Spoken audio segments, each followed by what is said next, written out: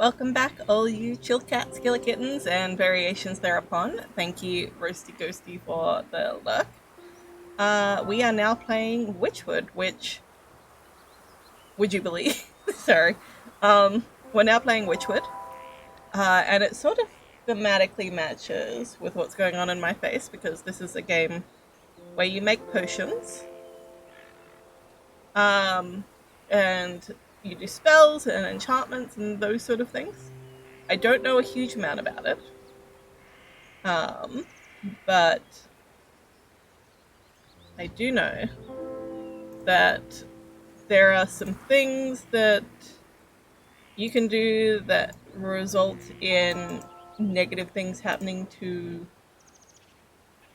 other characters, non-playable characters. So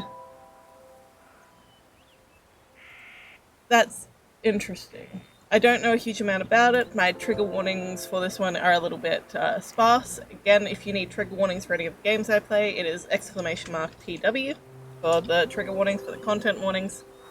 For the ones in Wytchwood, I've put that there's magic, there's potions, there's enchantments, there's curses, there's moral judgments, and there may be injury and death to like the non-playable characters. Potentially. I don't actually know enough about the game to know how accurate that is. So I'm just going to go into settings to just quickly say, yep. Want to turn down the volume a little bit. It's a bit intense for me. Oh, that is way too low. How do I? Okay.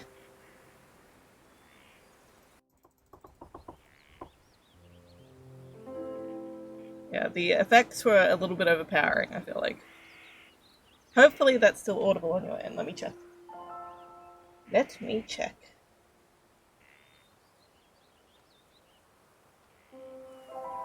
That is still all good on this end. And I can still hear... I can still hear the music.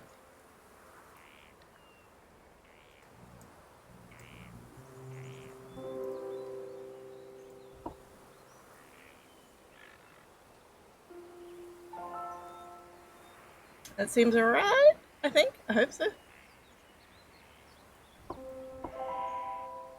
Okay. Not the best volume controls, but I guess there aren't a lot of volume aspects. Maybe. Graphics. I think that's all fine. Controls. Oh, can I use a controller for this? I'll be so happy if I can use a controller.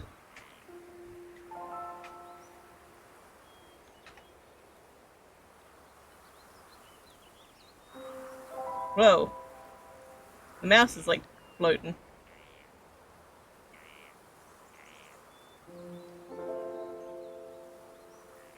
I don't know, maybe I'll be able to use mouse, but maybe I'll be able to use a controller for this. So I can that way. Alright. We'll see how we go. See how we go with controller. I like using controller. Wytchwood.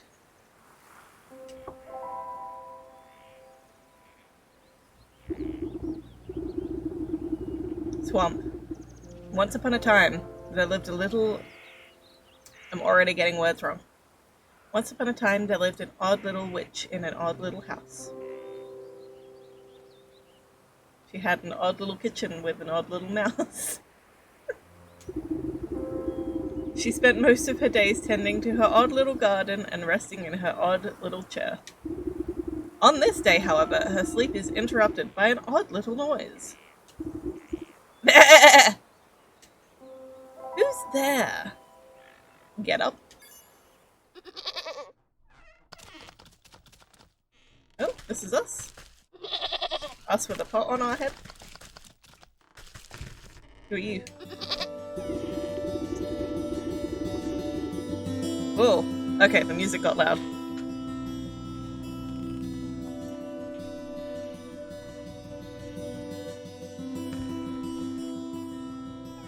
Hopefully that's okay. You devil! How dare you wake a young lady from her beauty sleep? Blah! Shoo! Shoo! Get out of my house, you mindless beast!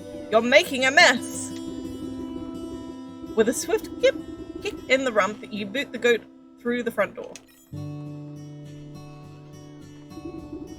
When did this place get so cluttered? I could have sworn that I swept the hearth just yesterday. First things first. My old grimoire must be around here somewhere. Ooh. New chapter. First things first. First things first, I'm the realist. Can I interact with anything?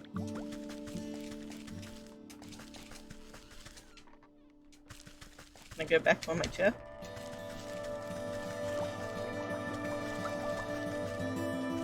Oh, there it is. Aha! Here it is. It's lighter than I recall. Your grimoire contains all of your craftable recipes. You can open it at any time by pressing Y. It's got controller support.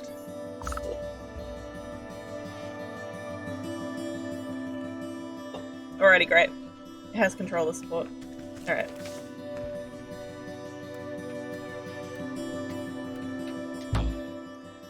Speckled herb paste that heals aches and pains. Heals depleted hearts. Need 2 of the green thing and 1 of the mushroom toadstool thingies.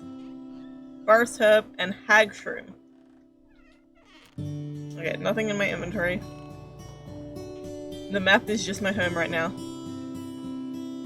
Alright, first things first. Find your braided belt in the chest. How long has it been stored away?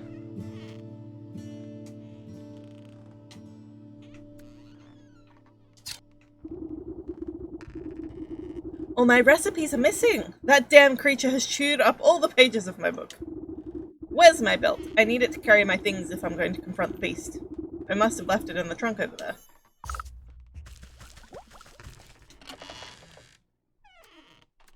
Okay, so we've got the braided belt. The impine nut. It's a thorny husk, has stimulating properties, whether ground and consumed or simply stepped on. Reedy twine, tough plant fibers, roughly braided into a thin rope, and seeker vine. Even in the least likely of places, this tenacious ivy always finds a way. So, braided belt. It's kind of just a rope. Simple rope waistband. Keeps items handy. Oof, my poor back. How long was I napping for? A good dose of medicine ought to soothe these aching bones before I head outside. At least I still have the recipe for my mending poultice.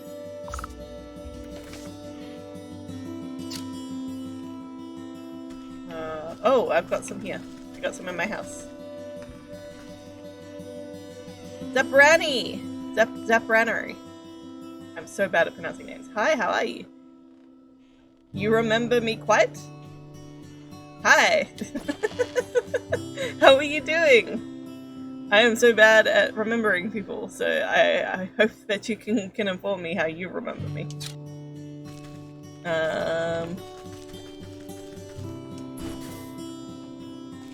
Alright, so we got some herbs, and we gotta get some mushies as well.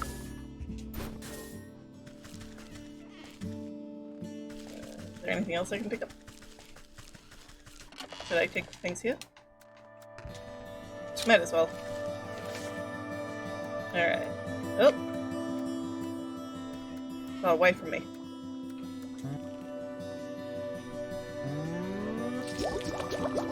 Crafted! And then can I consume it? RT to heal? Okay, I have consumed it. I am now healed. Can I jump? No jumping in this game.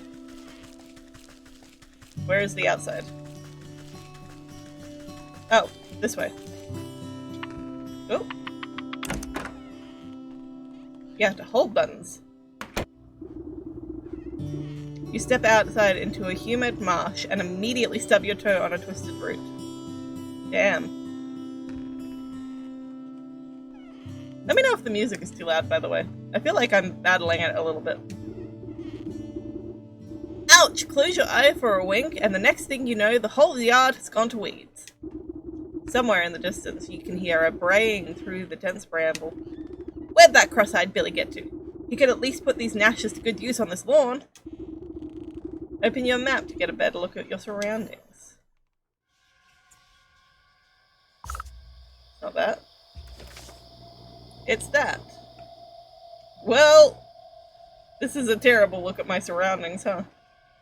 Oh, there's the goat.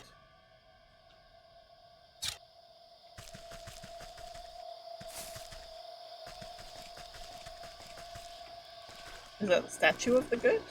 What the heck? Ooh. Some shears will cut these clean. Okay, so I need tools. Nope.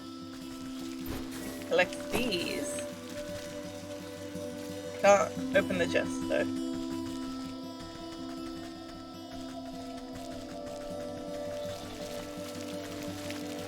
Oh, there he is! Is that all you've got to say for yourself? The goat coughs up a disgusting hairball, even. Ah, yes, hello, can you hear me now? Apologies, it's been so long since I've used a mortal vessel. Yuck, there's dirt in its mouth.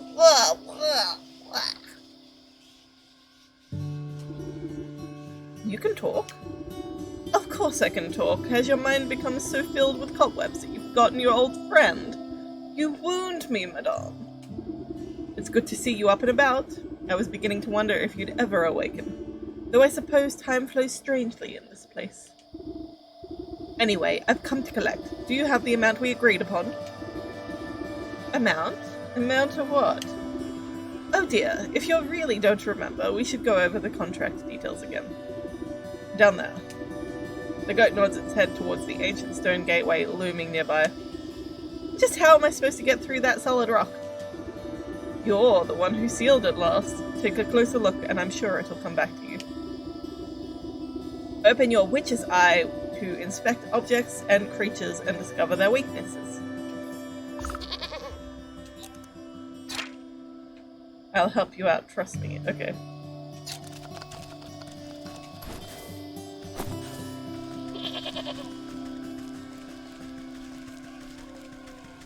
Ain't in the business of trusting the goat.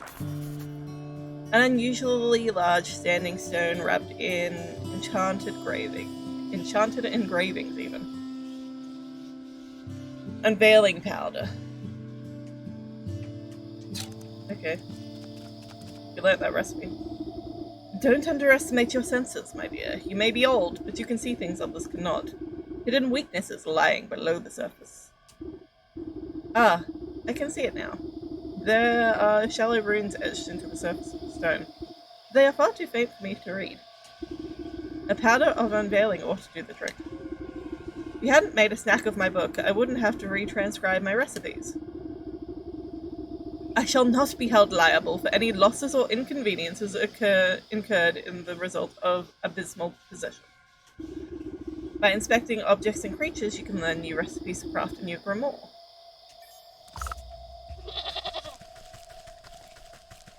Can't I go anywhere else right now?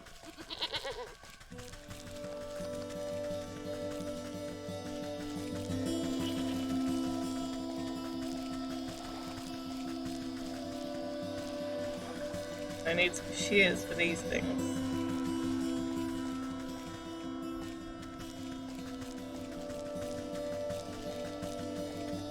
Okay, I guess I just go back inside. Oh. I could make it out here, maybe. Oh yeah, I can make it out here.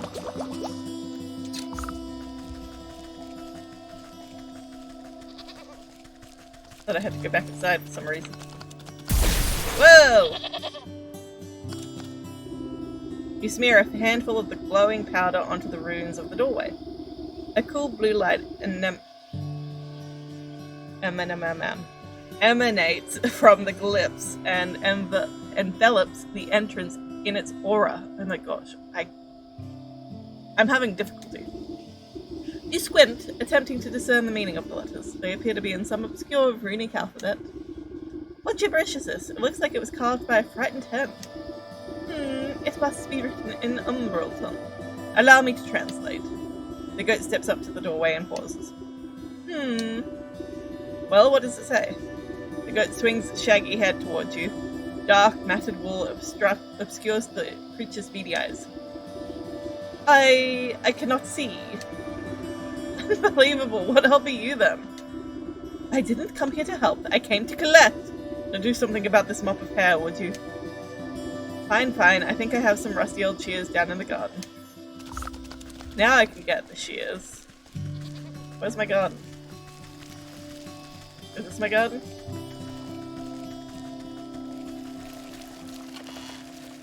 Aha.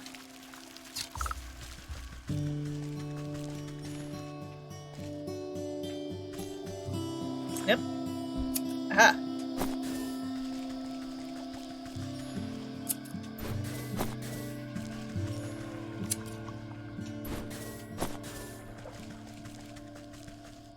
Cool.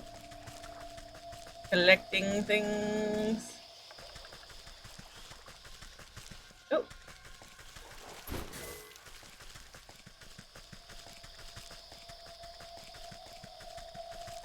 Yep. With much protesting and a nicked ear, you shear away clumps of dirty hair from the goat's eyes. Ah, much better. Oh my. Were you always this grotesque, or is my memory failing me as well? Watch your tongue, or I'll give it a good snip too. Now, can you read the runes or not? Yes. Ahem. A space beneath she sleeps alone. Tokens give up to the unknown. Fires of four shall unroot the stone, braziers burn and await the crone. Crone? Who's calling it crone? And what are these tokens I'm to burn? Perhaps you ought to take a closer look at those braziers. What are the braziers? Little remains in this brazier, but an undeniable acidic smell. Dog hair is the weakness. The remnants of its last burn are barely discernible for the time since. Blue feather. Some past contents have left a hard residue within. Frog slime. The inside catches light enough to suggest some past iridescence, a shiny stone. Okay. Dog hair, bird feather, frog slime, and a shiny stone. I don't suppose you swallowed up any of those things while I was asleep. I don't think so, but feel free to sift through these creatures' leavings if you want to be completely sure. However, there's a whole world outside this little swamp. You know, see that gateway over there, the one with the lovely green flame? The goat motions to the far side of your yard. I guess the brisk walk in the woods would do these creaky joints some good. Too much time indoors is bad for the humans.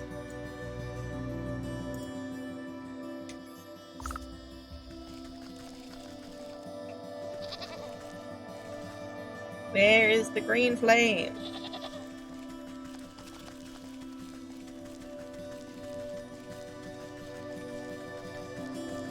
Over here?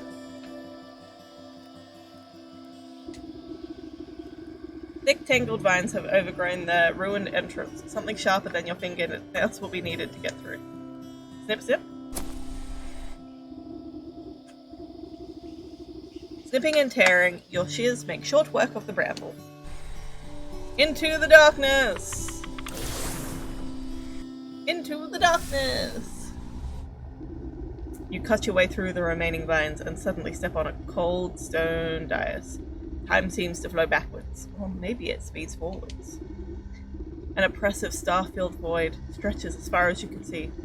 Though there is no wind or sound in this void, a warm, fall breeze and the chirping of birds seizes your attention. A doorway. Back home! Oh? Heartseed? Oh, heartseed. My bad. Okay, none of these ones open. We got one! To the forest! To the window! To the wall!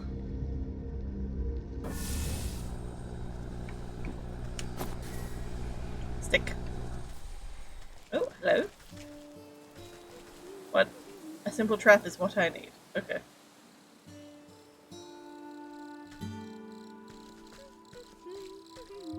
Hello, who are you? The woman spins around on her heel so quickly she nearly hits you with her spyglass. Oh, you startled me. Can't you see I'm busy with my scientific research? Research? What are you looking for with that contraption? Why, the famed indigo-tufted forest lark. They're said to be native to this forest, and this forest only. Have you seen one, perchance? You glance upwards at the small blue bird perched atop the oblivious woman's hat. I haven't, sorry. Ah, shame. Well, it's never too late to open one's eyes to the wonders of nature, the natural world. You never know what you'll discover. She points at a nearby woodland critter, stuffing its cheeks with seeds. Take that squirrel, for example. Spend a few moments watching its behavior and you'll learn everything you need to know about it. Observation is key. Now, if you don't mind, I wouldn't want to miss making an exciting new discovery. The bluebird glances vacantly at you before pooping on the brim of the woman's hat.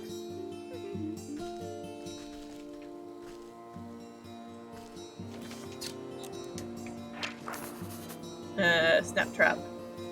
Possesses an energy far outpacing its tranquil home. Stick. A hatchet might break this apart. I do not have a hatchet.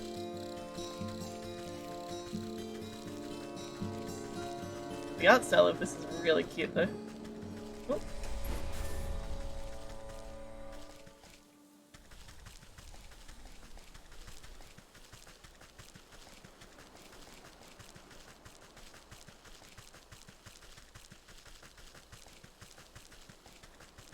Yep.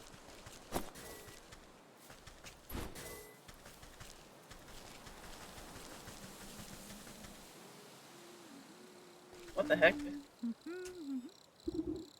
Ragamuffin. Oi, lady! What's with that great stinking pot on your head? I would ask the same about all those stinking frogs in your trousers. Oi, you're just jealous! The boy fumbles between trying to wrangle his frogs and swiping ineffectively at the wayward fireflies with a shoddy-looking bug net. Juggling a little bit more than you can handle, eh? What exactly are you hoping to accomplish, flailing around like that? Are you daft? Me frogs are hungry, so I've got to catch him some of these fireflies to feed him.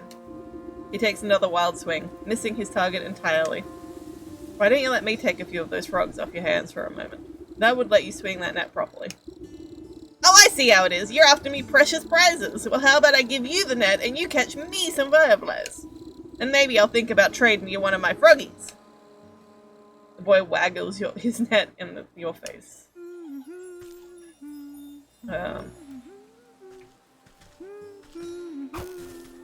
Can I catch the fairy? Oh! I can.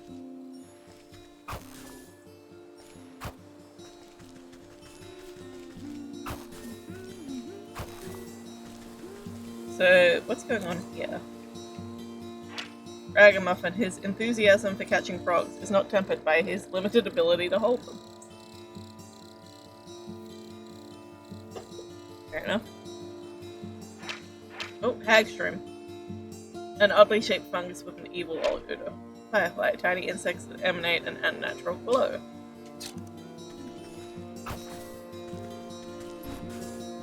Aha. Oh.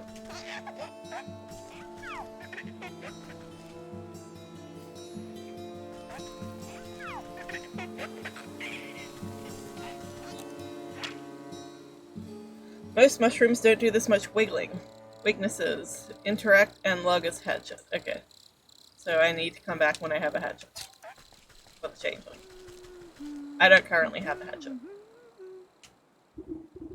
Well, these hoppers aren't going to stick around with empty bellies. The faster you catch those fireflies, the faster we can eat.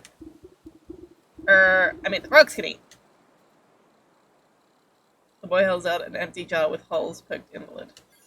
The boy shakes the jar, rattling the captured insects like pennies in a piggy bank. Oh, these are nice and juicy. The lads are going to feast tonight. Now, about our deal. You agreed to trade me one of your pets there. What deal? I don't remember making no deal. The frog squirms out of the boy's overalls and plops down by his feet with a wet slap. Dang it! There goes Slippery Pete! He takes a clumsy swipe at the amphibian, but the creature squeezes out of his grasp and bounces into the underbrush. Oh, shucks. I never liked him anyways. If you can catch him, he's all yours.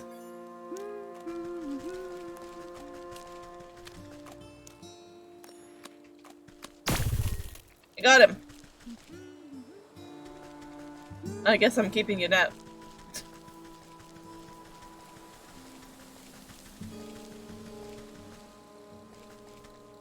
Stick.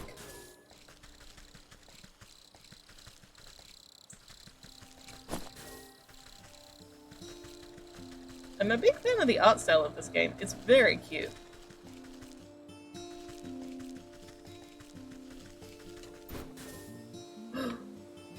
You've got an axe. Can I have your axe? Aye, you there. Give me a hand, would you? With what? You seem to have everything under control. These stumps aren't going anywhere. My darn useless son was supposed to help me, but he wandered off again. Probably to go brother frogs and eat some bugs or some such nonsense. Anyway, I need help clearing some of these dead logs. It's late in the season and the wood has started to rot.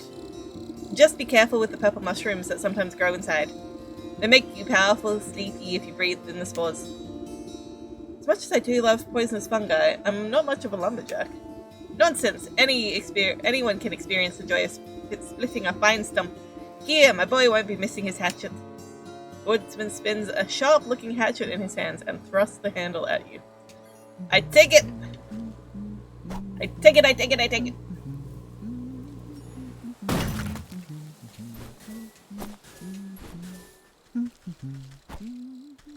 I got a hatchet. Huzzah! Now I can go chop that mushroom boy.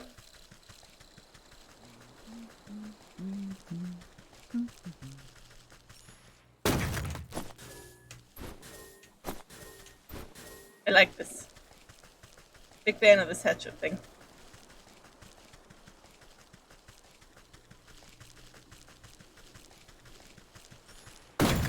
Heck yeah.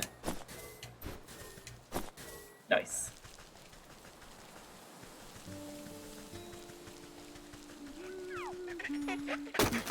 Got it. Want more? Catch him yourself.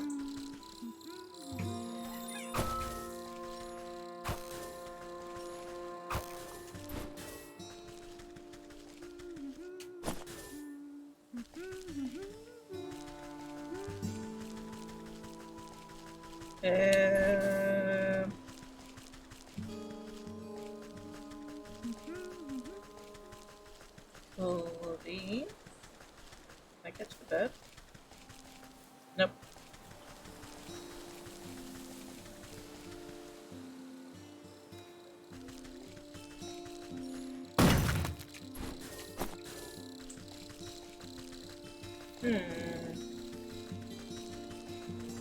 Interesting, interesting.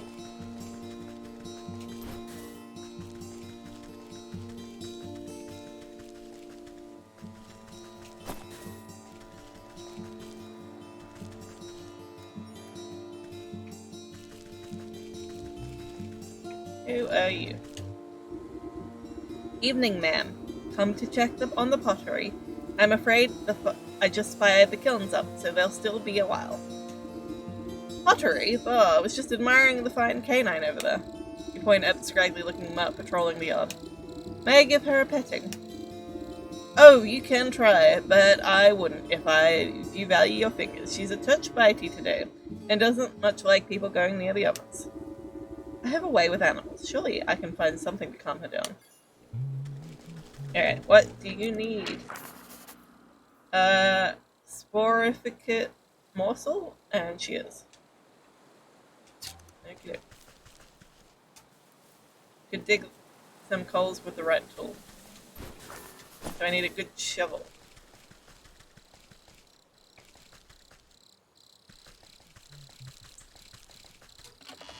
Oh.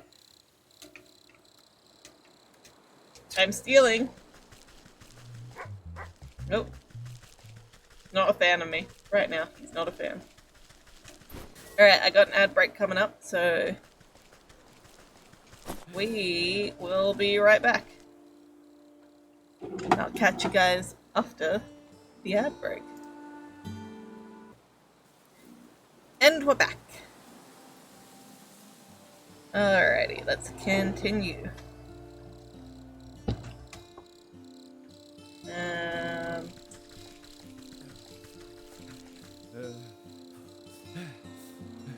Is this guy gonna throw up or something? What's happening here?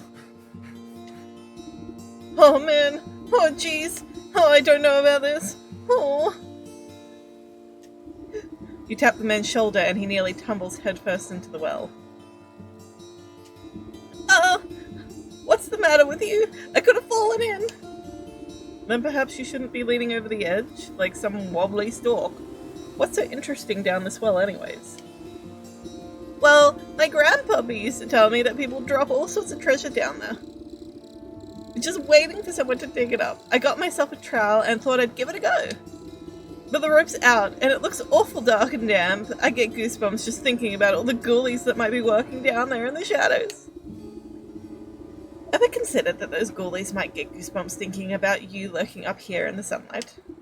No, not really. I'm not sure if that makes me feel better about them, actually. Maybe the business of treasure hunting isn't for me after all. Here, why don't you take my trowel? I don't think I'll be needing it. You can go down the well and see those ghoulies yourself. He offers you a small trowel. It looks like it's never been used. This old well is deep and dark. You might be able to climb down into it, but the rope has long since rotted away. The cool breeze wafts up into the darkness. I'm going to leave. I'm not going down into the well. Snip, snip. Snip, snip.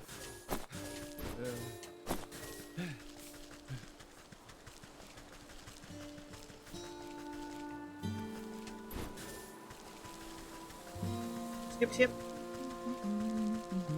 Oh, the woodcut is here.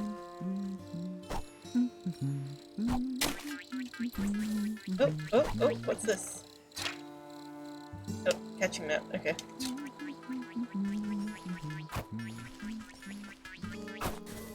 Got him! Got a soot sprite! Nice, nice, nice! I love it, I love it! I got a soot sprite! Oh, I'm having a good time with this game. I love gathering things. Y'all don't even know how much I love gathering.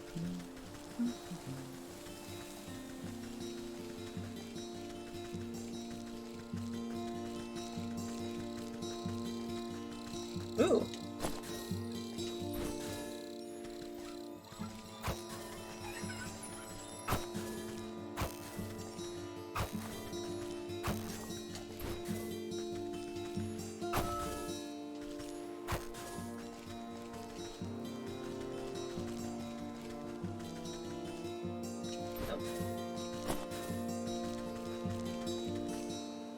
The statue looks very interesting. Is there anything out this way? Nope. Okay, so that's a dead end. Same down there. Oh.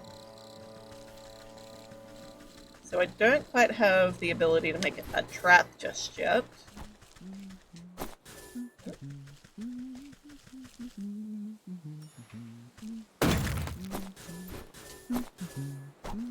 Very nice, very nice.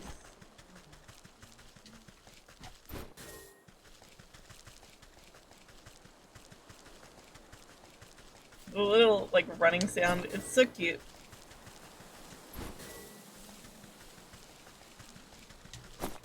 Oh, oh, stuff here. Stuff here. Oh.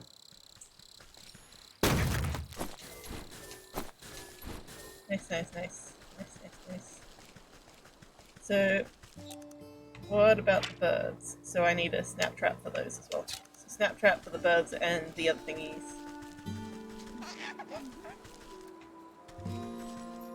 Oh, that requires some chopping apparently. Where did it go?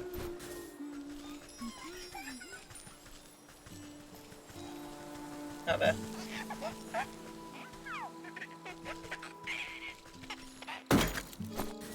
Nice.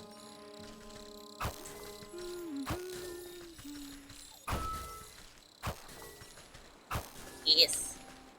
Nice, nice, nice.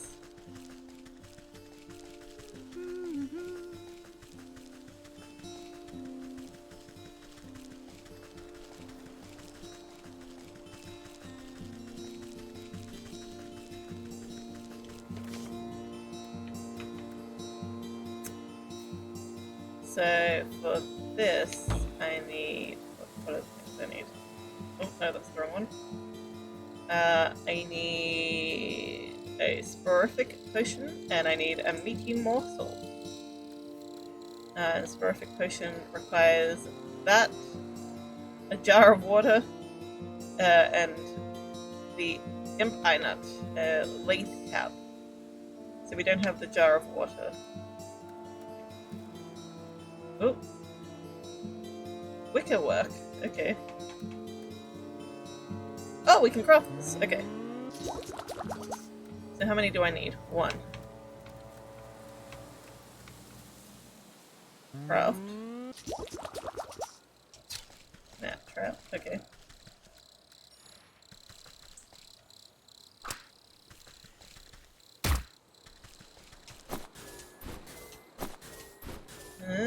Okay. I see.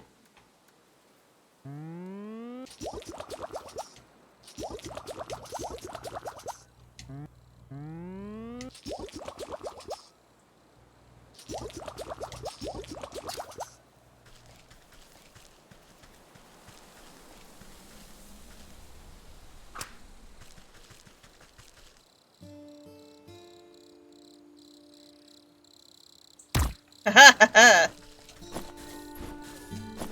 I got a feather.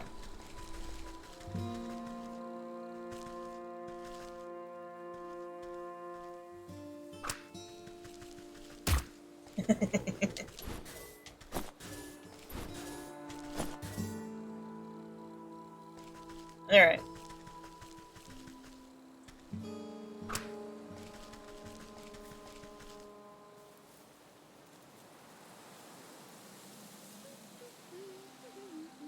Got a landlord. Here we go. Nice. Alright. So I still need water. Which I can apparently get at the well.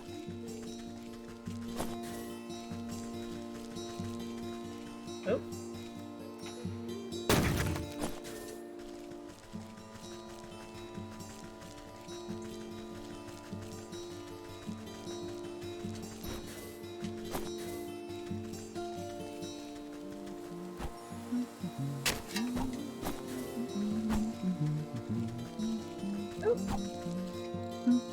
Got stuck.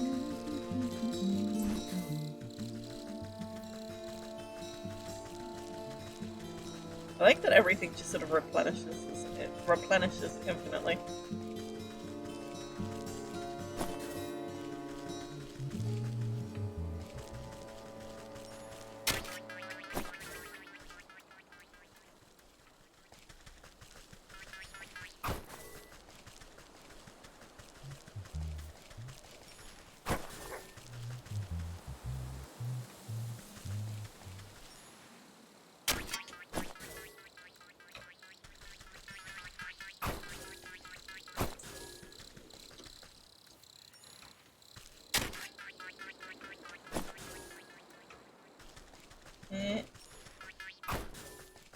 Where's the other one go?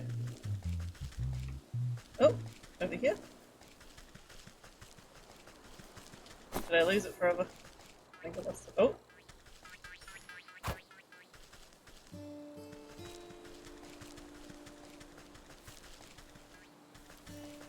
Where did it go? Haha! Got him.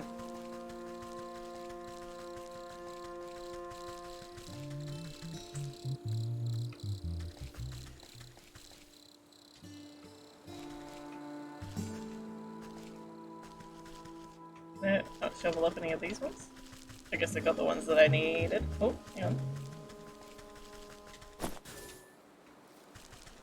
This one? Nope. Alrighty. Down into the well, I guess.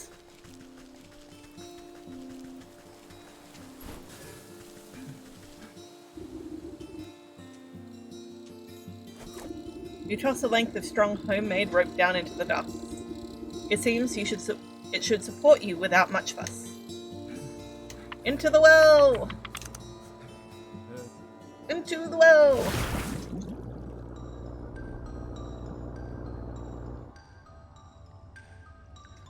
Alrighty, I know that we just came back from an ad break, but there is a food delivery outside my door, so I will be right back while I pick up the food. I'll leave you with the creepy music.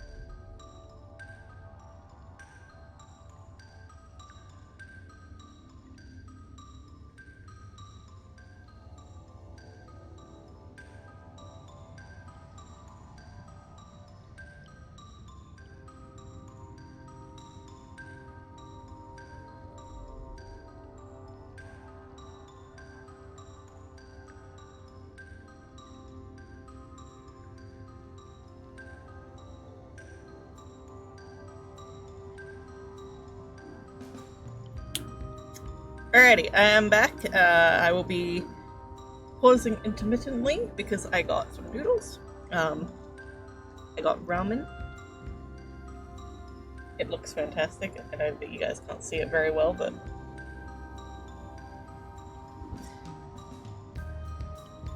I'm excited for it, and it's gonna be one of those things where I have to try to balance because it's not the best food to try to eat while streaming, but you know, I felt like it. I just felt like it tonight.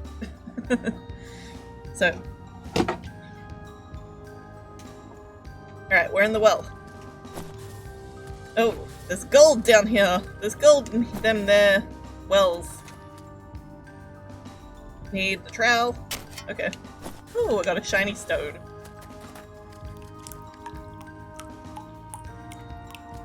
Oh, hang on, I've got a jar.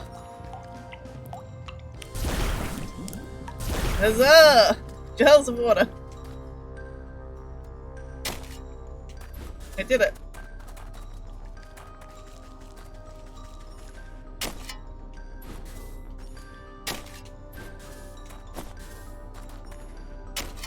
Oh.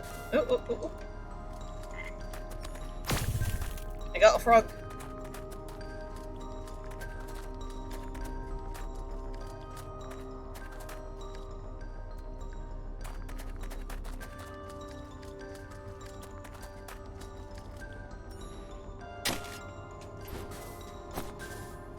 Got some clay. Shiny stones. Clay, shiny stones. Many. Oh, hello. Something stirs inside but does not emerge. Darkened nook, a cozy burrow for a creature who prefers to be left alone. Okay. I guess I leave him alone. Okay, that's just water locations. It is locked. Weakness is unknown. I would say key. A key would be needed, but okay.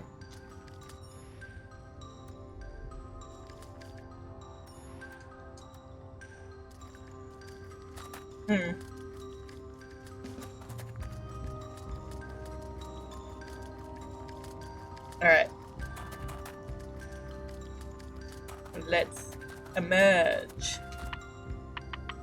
Back to the forest.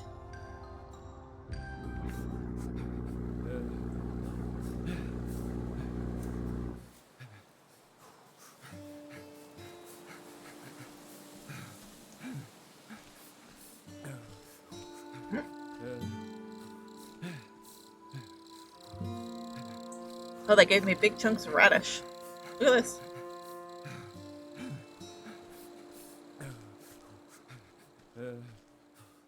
There's some seaweed in there, but there's a big chunk of radish.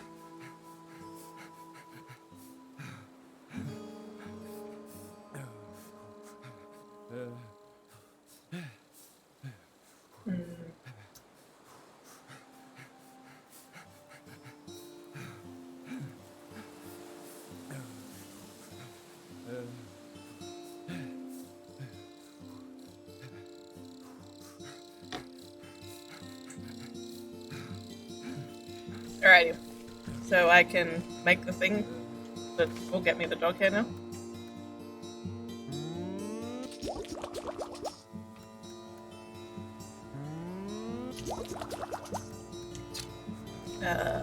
Where is the doggo? Not there.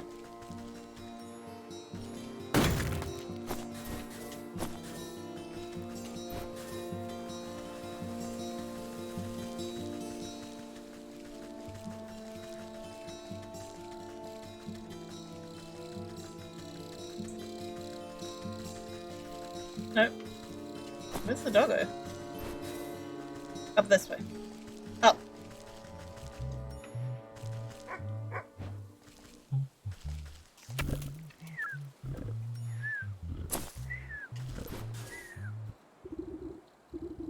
Frog slime, blue feather, shiny stone, and dog hair. That's all I needed for those braziers. I should head home now. Oh, can I get more soot sprites? But what if I wanted some more soot spreads?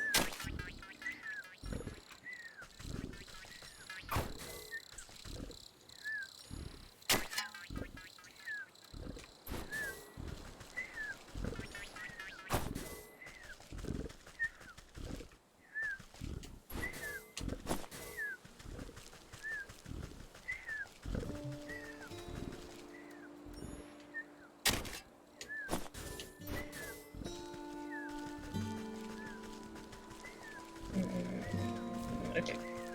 Can I collect more dog hair? That's all I'll get for now. Okay. I guess we can't. Can I talk to you again? Did you find my... What is it? Did you find my dog a treat yet? Okay.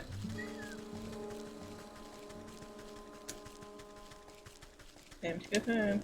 What are you watching me for? Watch the birds! Watch the birds! Alright. Let's go home. Into the decay! Whoa. Back home!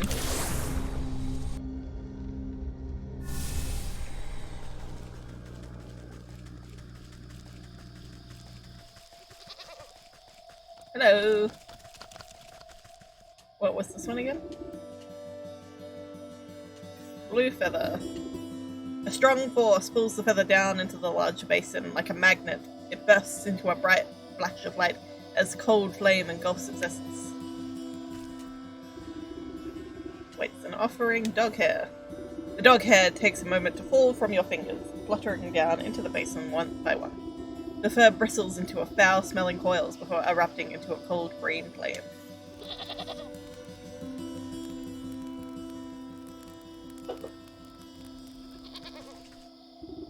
The brazier awaits an offering.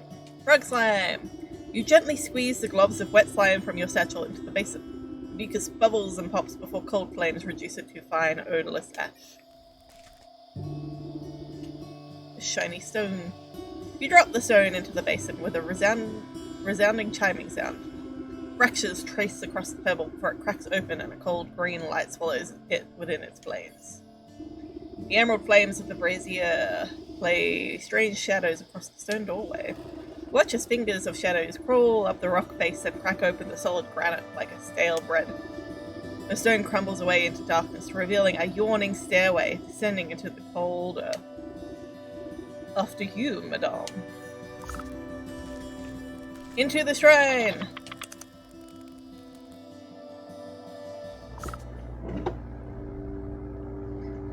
We did first things first, contact with the goat. Nice, nice, nice.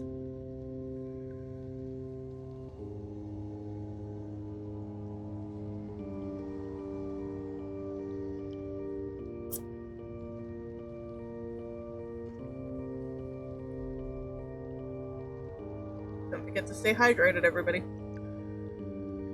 I can hydrate with the liquid, with the broth from the noodles. Good old noodle broth.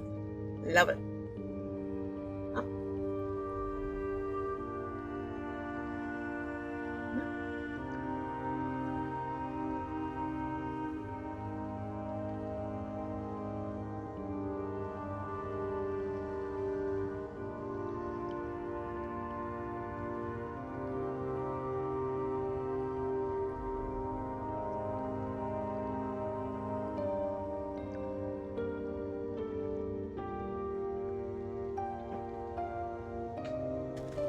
Alright. Where am I? It is the goat guy coming. These are the questions of our time. Oh, who is that? Hello! Sleeping maiden.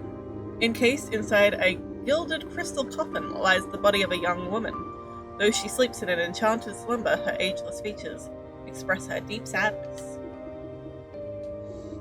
The sound of cloven hooves echo against the marble floor as the goat comes to your side. Quite something, isn't she? Do you remember bringing her to me? I brought her to you? Why? Who is she? I haven't the faintest idea. All I know is that you brought her lifeless form to my doorstep and begged me to save her soul. Save her from what? And why is she asleep? Why, from the 12 wicked souls from whom you said wronged her in life. Villains who deceived her and cheated her and broke her spirit. And as we agreed, here she will sleep until our contract is fulfilled. So you bring me those 12 wicked souls. What? I remember no such contract. Our pact is binding, regardless of what you do or do not remember. At the goat's words, you feel something hard and dark locked away in the depths of your heart. It speaks the truth. And just why should I do your bidding? It seems like a lot of bothersome trouble to me. What do I care about some sleeping beauty? Bring me the 12 souls, and I will release the sleeping maiden from her slumber. Our agreement will be fulfilled. Who knows, in time you may even remember why you brought her to me in the first place.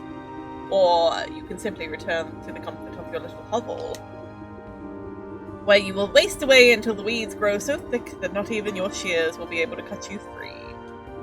And your mind will stay empty as the grimoire of yours.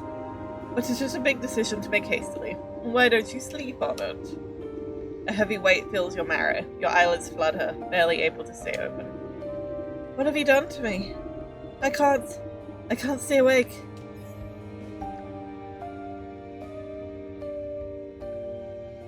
Sleepy time! That's like me every day. I can't stay awake. Not at all. Not a chance. Sleepy time. Alright, we're back in our home.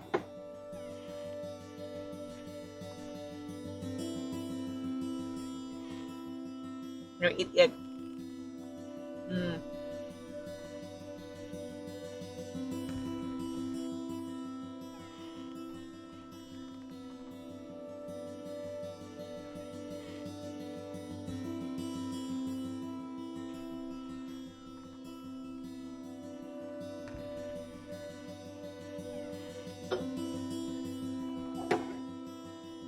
There's something so nice in ramen about a soft-boiled egg. I would have like 10 soft-boiled eggs in ramen if I could. It just complements it so well.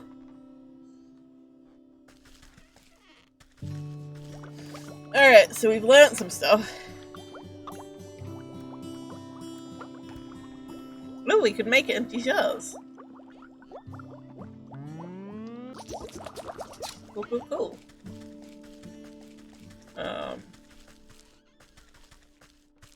Is there anything I can do in my house? Apparently not. Apparently I just leave my house. To the outside. To the window! To the wall. Oh, the goat's back. Good morning! I trust you've made up your mind. Will you collect the souls I've asked for, or would you prefer to stay stuck in this festering swamp? Alright, no need to get your horns in a twist. I'll do as you ask. You haven't given me much of a choice. Splendid! As it happens, I can already sense the first 4 souls we seek. 2 are in the forest, another in the swamp to the north, and the last in the field to the south. Could you be more specific? Near a shapely stump? Perhaps inside a tree with a face? By an overgrown mushroom grove? What do I look like? A compass? Go out there and look for yourself. New chapter! The Sleeping Maiden! Woo! We made it to a new chapter. Gotta collect some things.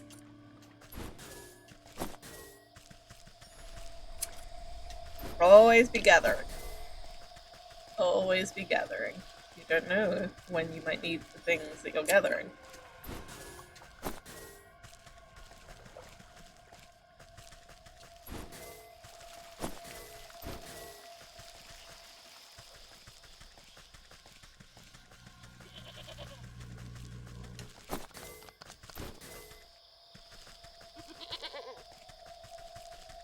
Alright.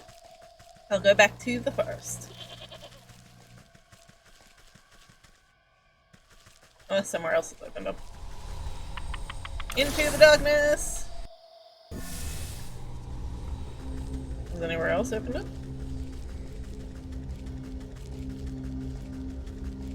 How do I get any of these places to open up?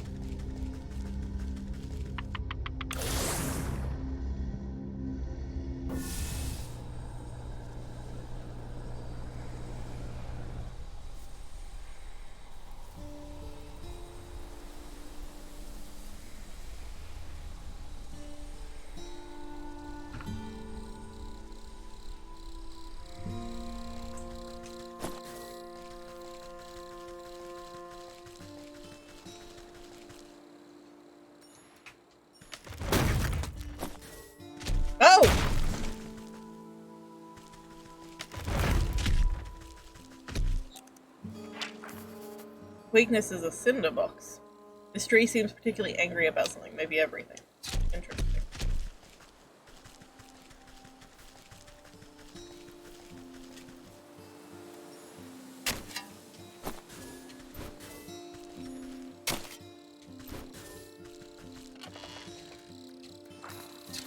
What the hell's this? A bait stick?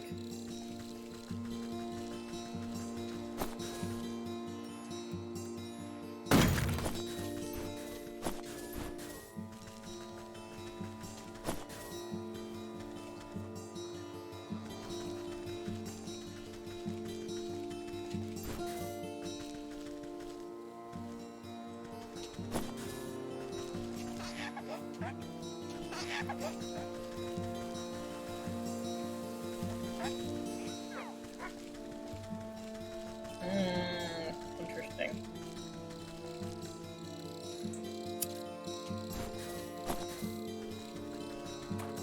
Oh! Why are you crying? What's wrong? You approach a young woman weeping sorrowfully into her palms. She catches her breath for a moment and looks out longingly over the placid lake. Oh, my sweet songbird, why have you forsaken me to a life devoid of your love? Tears well up in her eyes as she buries her face once again.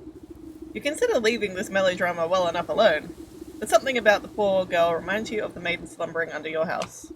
You draw out a tattered handkerchief and offer it to the maiden. Stay hydrated, everybody.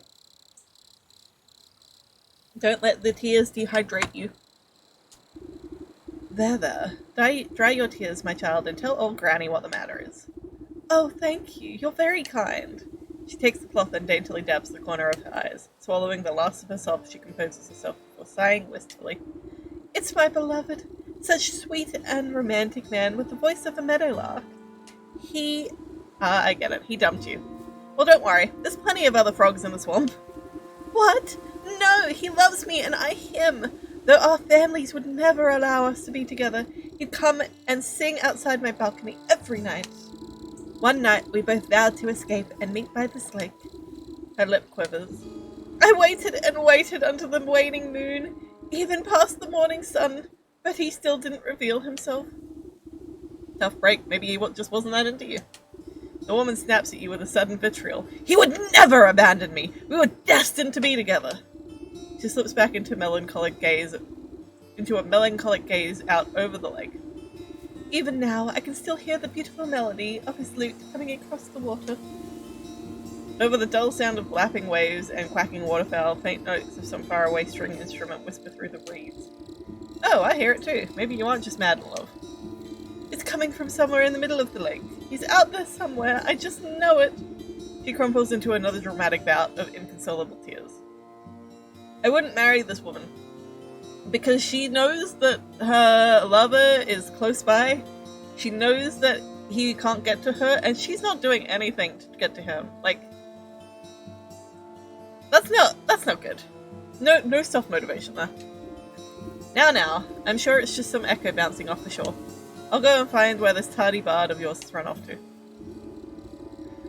Okay, so now we have quest objectives that we can track.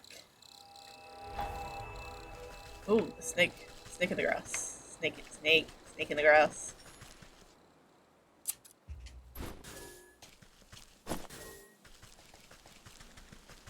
Ooh, what the heck are these things? Oh my god. I don't know what that is.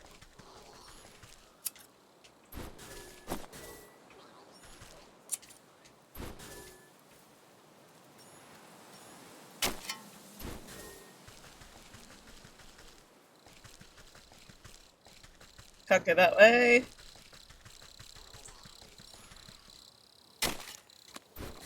Nope.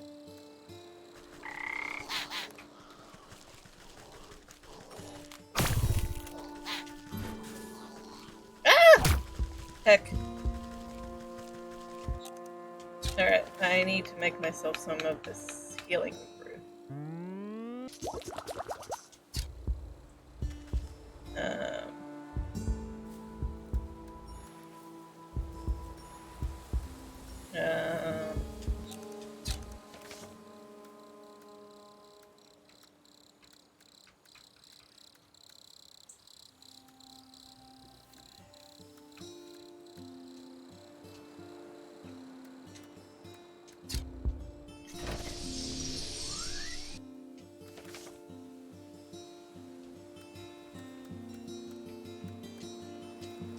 Okay.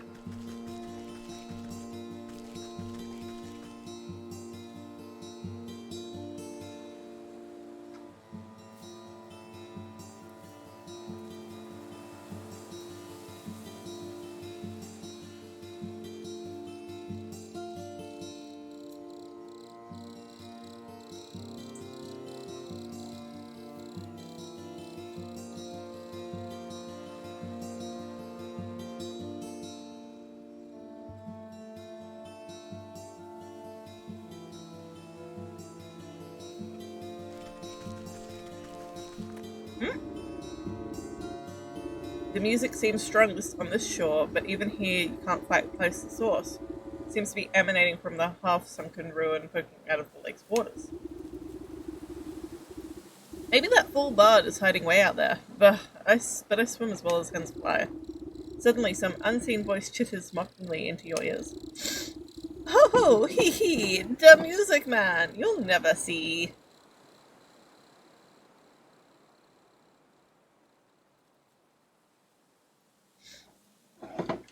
You spin around, but no one is there. Just a nattering laughing bouncing off the wind. Who's there? Show yourself, spirit.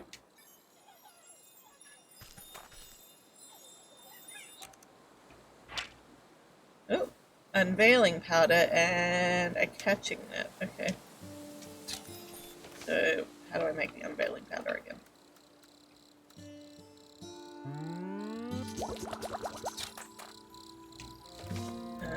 Inventory.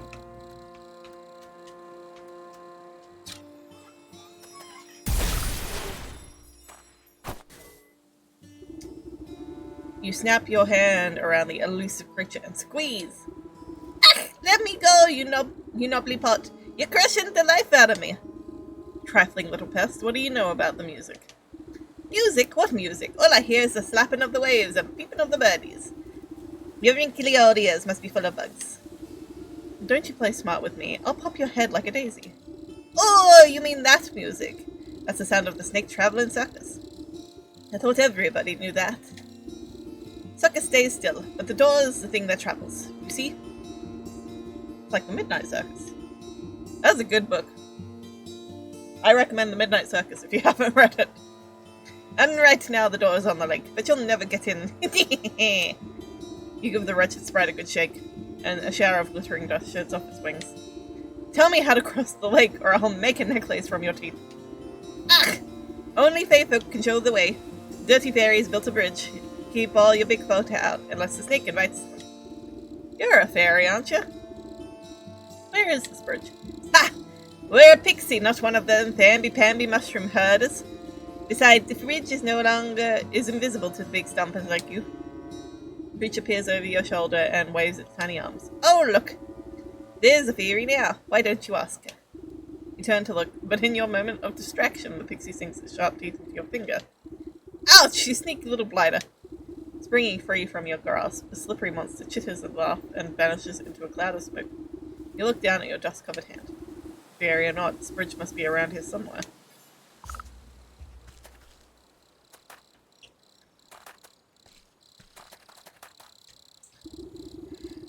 Pushing aside thrushes and cattails, you find a strangely carved pedestal.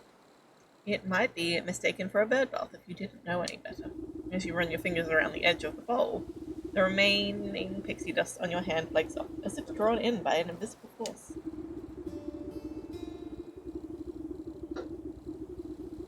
Crude pictographs appear on the surface of the basin, and they depict a coiled snake presiding at the center of some kind of festival.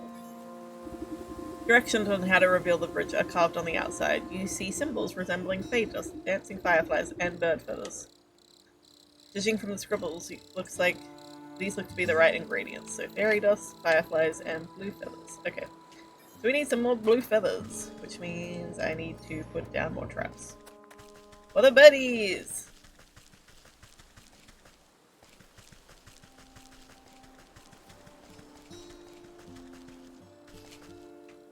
Oh. Don't you go- No, not for you! Oh, heck. For a birdie.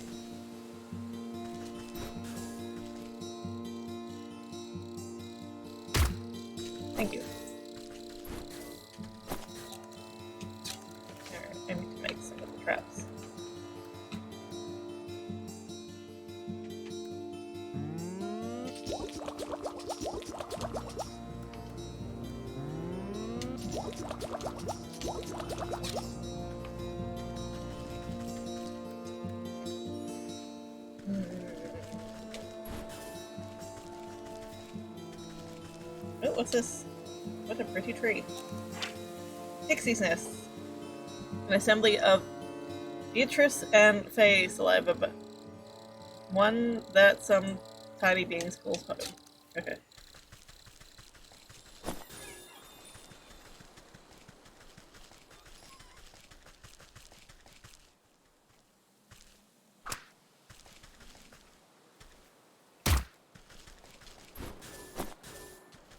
Them poor birdies.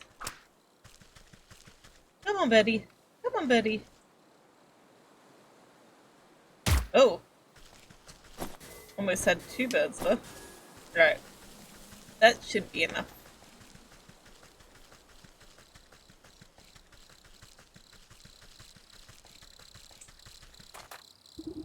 Directions on how to reveal the bridge are carved on the outside. You see symbols resembling fairy dust. Yep.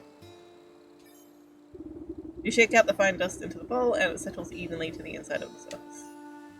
Directions on how to reveal the bridge are carved on the outside. Okay. Each of the fireflies alights upon the edge of the bowl, stepping delicately until they are evenly spaced. And then blue feathers. Placed into the basin, the feathers arrange themselves into a perfect triangular symmetry. The basin begins to glow a soft yellow as the fireflies rise from the muck within. They begin to dance up and down, drawing circles high above the bowl. Glitter rains down gently, shimmering as it catches rays of sunlight. Slowly, the particles trace a form of a bridge leading to the edge of the water into the center of the lake. You tentatively test the strength of the spectral walkway, and find it is as strong as if it were made from solid stone.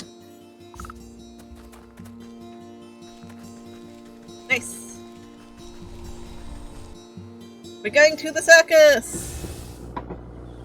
Snake circus.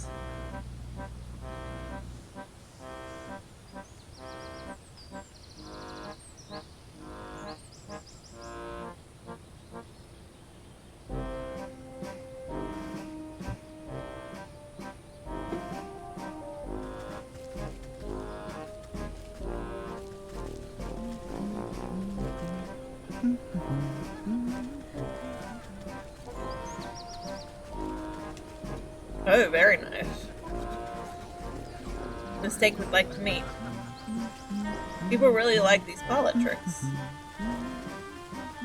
Snake is good to us. Snake is good to us, apparently. He seems to be in some kind of trance. Almost hypnotic motion. Self-count. We can do it. Oh, it's the snake. His weakness is unknown. Draped in glittering jewelry, the serpent stares intently into the crystal ball as you approach. Welcome, my dear, welcome. I saw that you had come here in search of answers. Ha! You came here in search of a bard. That's him outside, right? With the lute? The minstrel? Yes. He is working off a debt to me. All those folk out there seem to be a touch addled. What did you do to them? They're all humble folk looking for something. Just as you are. I am here to provide them with my services in exchange for a bit of work. So what are you, some sort of carnival wizard? You're making quite the racket in my forest. A wizard? No. I am a seer, a scryer of hidden mists. I am a foreteller of fortunes and keeper of secrets. Fancy titles you've given yourself. You sound like nothing but a used car salesman peddling your wares to the gullible. Ah, a skeptic. Step closer and let the crystal ball reveal its mysteries. The snake's voice drops low and seems to fill the tent with a heavy weight. I am a helper of sorts, an unraveler of knots. I make the forgotten remembered. You feel the scaly touch of slithering coils wind around you, but you are powerless to move. And you have forgotten much. The snake's eyes swell in a pattern that you've never seen. Imperceptible colors collapse into themselves and fracture into kaleidoscopes and mosaics against the canvas wall. A voice speaks from far away. It takes you a moment to realize that it's your own. I have forgotten so much. Let me help you find your answers. The serpent coils slowly to squeeze the consciousness out of you. With a desperate push of willpower, you blink away from the snake's hypnotic gaze. Wait! Get off me, you worm!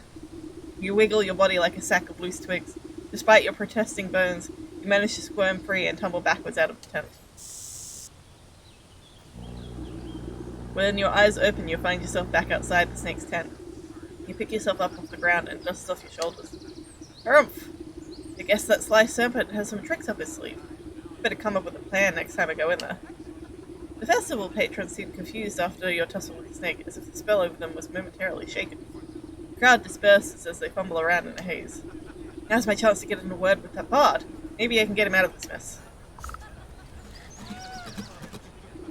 Strumming his lute, the strapping young man has a faraway look in his eyes. Is it wistfulness, nostalgia, or even hypnosis? Wonder I may, but ne'er away from she I call my lover.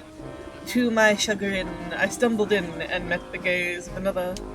Curious I start, and I was not prepared, and this was my mistake. A binding gaze, and now I live my days in the circus of the snake. Cry not for me, for there is she that might still see me save. My spirits they lift as she holds a gift from before I was enslaved. A mirror but shattered, pieces have scattered, if mended we may be set free. Down the wishing well springs to the swamp's moonlight ring, and hiding within the pixie's tree. What's all this about a broken mirror? Gave it to that weeping maiden? Speak plainly, you wobbling fool. No matter what you do, the poor musician barely seems to realize you're there. He just keeps strumming his lute and humming his mournful tune. Ha! You may be lovesick, miss. Maybe that lovesick miss will know what he's on about. Alright, we gotta go back to the maiden now.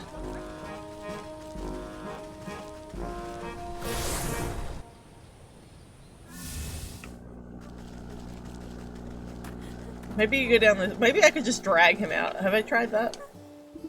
Oh, still, my beating heart. Have you any news about my sweet dear love? I found him at the carnival, but he's been mesmerized by the snake. Unless I can break the smell, no one in that carnival can leave. The snake? Say it isn't so. I've heard how he grants wishes, but only for a terrible price. Why would my love be so desperate to consort with us, Charlotte? I haven't a clue, but he's stuck deep. The only thing that I managed to get out of him was something about a mirror? You know anything about that? A mirror? Oh, yes. It was the first gift he ever gave me. From inside her bodice, she produces a small cracked hand mirror. But one night, it slipped from my balcony and shattered on the cobblestone. I tried to piece it back together, but I could never find the last 3 shards. His song mentions something about a wishing well, a moonlit swamp, and a pixie tree? Keep that mirror close. I'll seek out the missing shards and return them to you. Oh, thank you. I should very much love to see it whole once again. Okie dokie, so we gotta get the shards. I am going to take a quick break because we have an ad coming up, and I am going to scarf down the rest of my food. So, I will see you guys in a little bit. And we are back. I have scarfed down the rest of my food. It was lovely. And we are going to get all these shards of the mirror. Alright. So the pixie tree. Let's get some of this. Oh.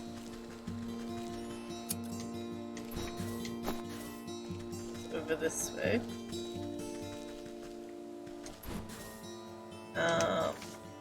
Need some of this unveiling pattern.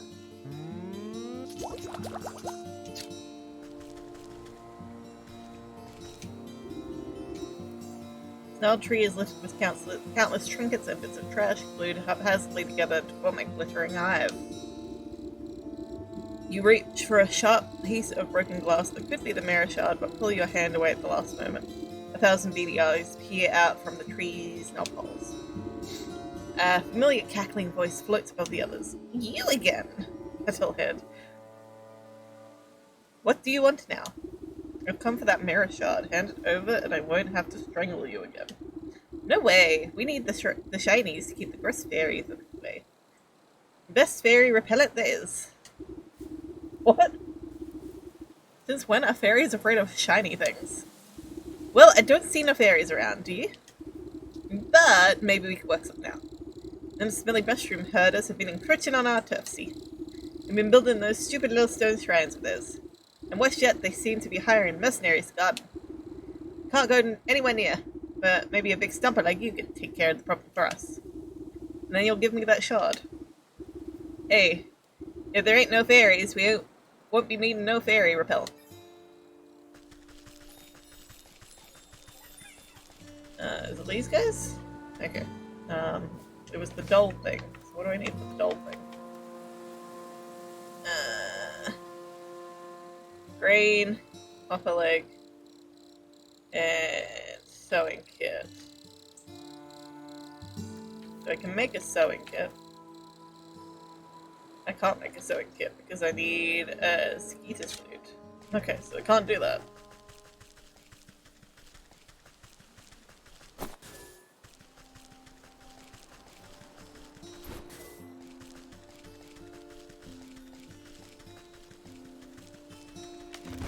Ah!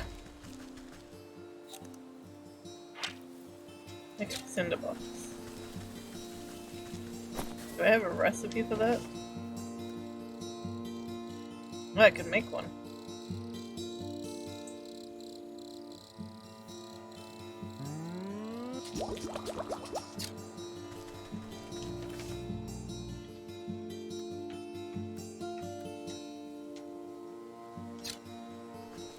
Let me see how it works.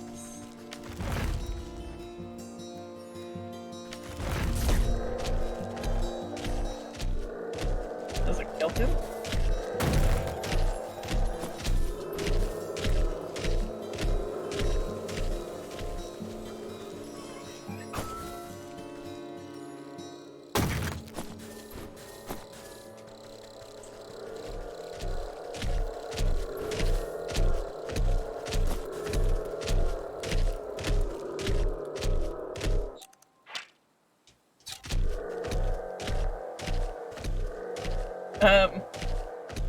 This is pretty horrific.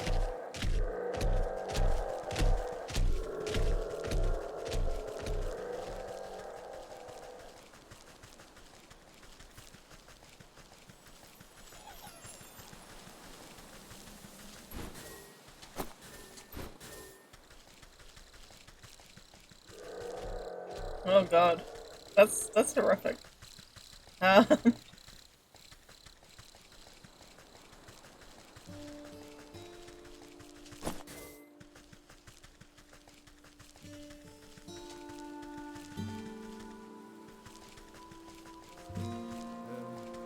That's the well guy.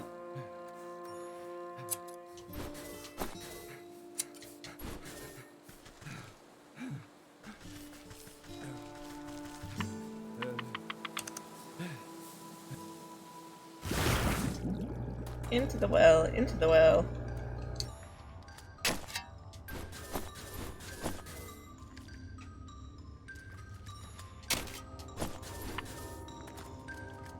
Let's fill up a glass jar with water. It's not a glass jar, it's a ceramic jar. What am I talking about? No. Thought I had a trowel. I just haven't equipped. Nope. Froggy, froggy.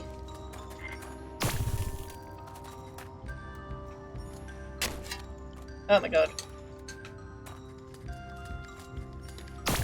I need to rearrange the way these things are so that the trowel and the net are like right next to each other.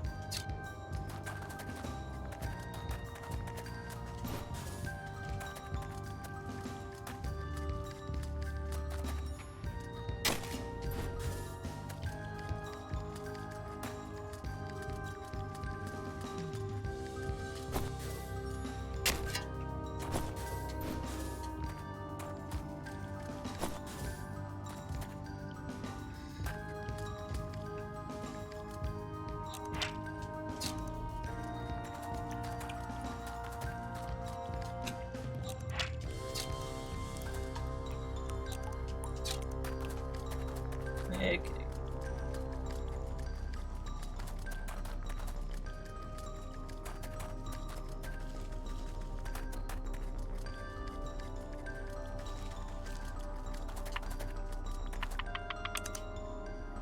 Gotta find some more of the fairy shrines.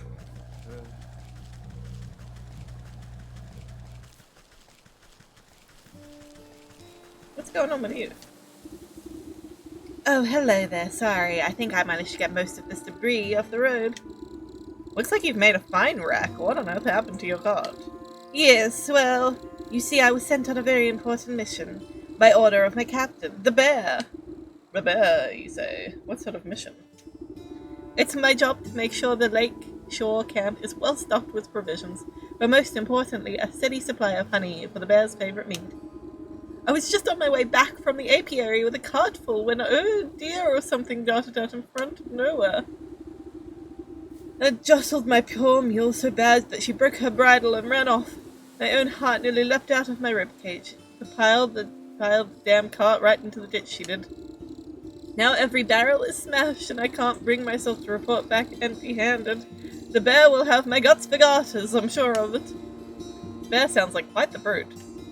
You don't know the half of it. If he doesn't get his honey mead, his heads will roll. Maybe you could lend me a hand. I can't very well put this broken cart back together. No, nothing like that, but could you take the message to the sergeant of Lakeshore Camp? He's a reasonable fella. Let him know what happened, and maybe he can get me out of this bind. You can get to the Lakeshore Camp if you follow the road northeast of here. Northwest of here, I should say. Don't want you going in the complete wrong direction. I need to stay with the cart and assess the damages. Oh dear. The bear. Okay. So we can go that way down the path, but let's not do that just yet. Let's not do that just yet.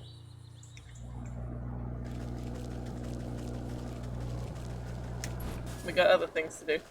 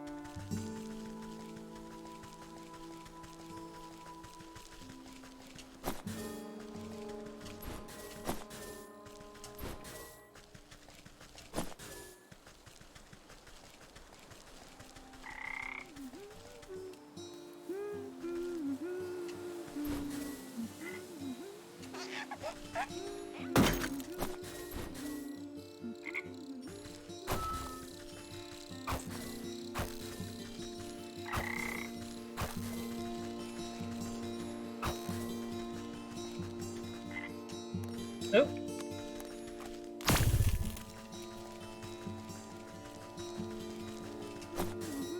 There we go.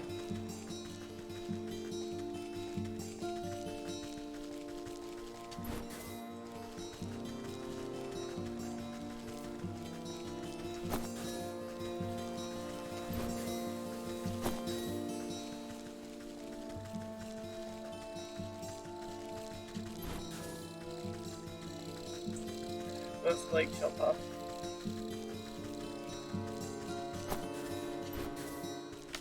Ah, heck.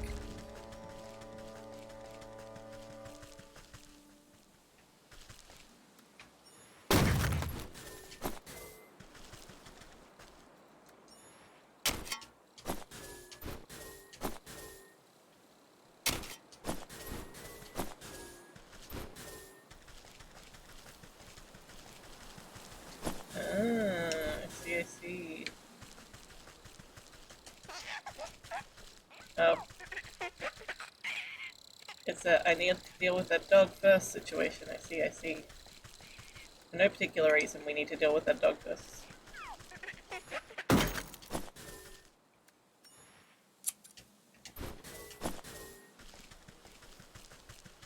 Can I use this?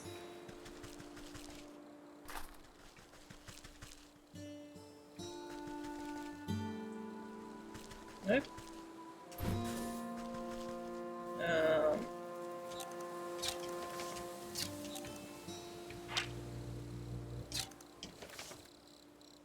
need to make more of that.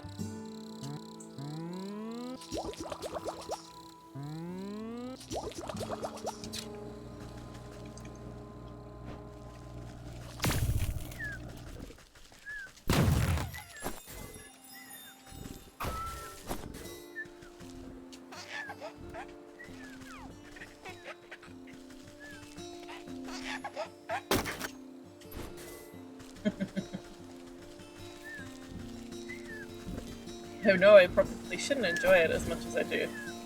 But it's just so funny. And I need to be able to make those dolls.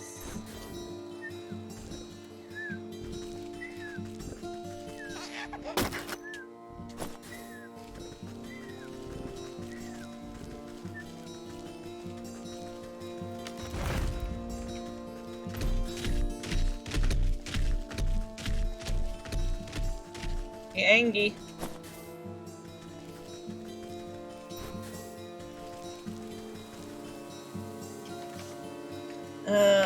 So I need to be able to make grain, or get grain and hopper legs, and I need a sewing kit. For the sewing kit, I need sewing mosquito snoot. So I guess I'm going to the Lakeshore Bar.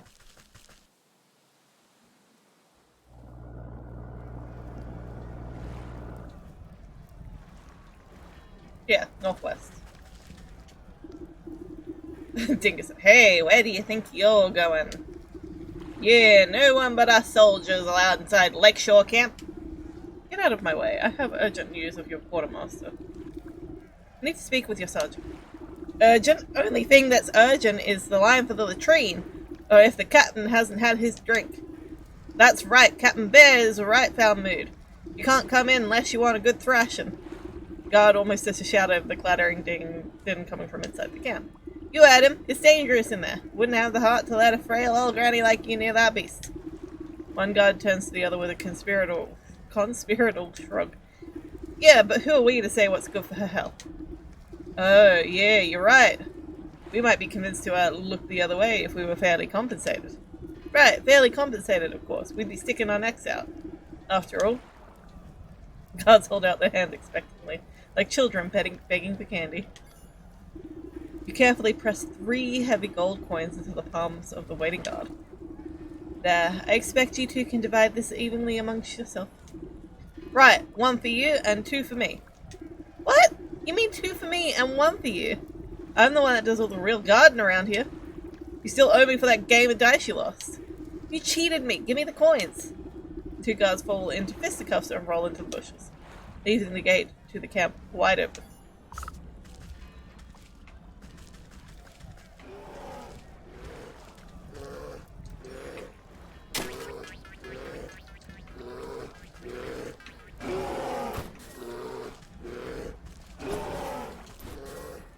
Okie dokie.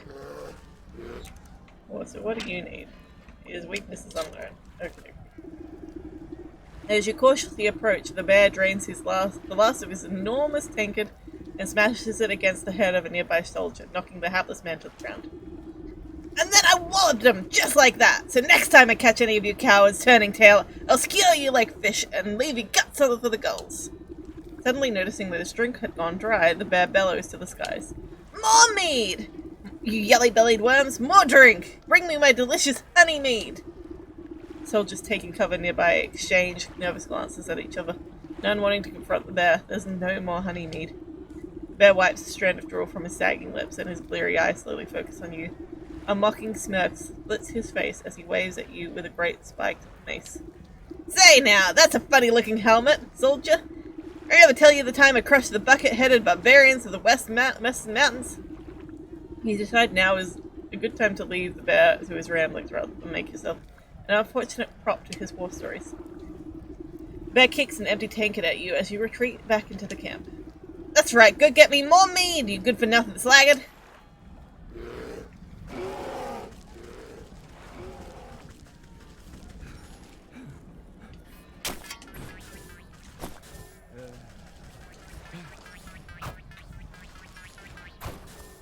Got him.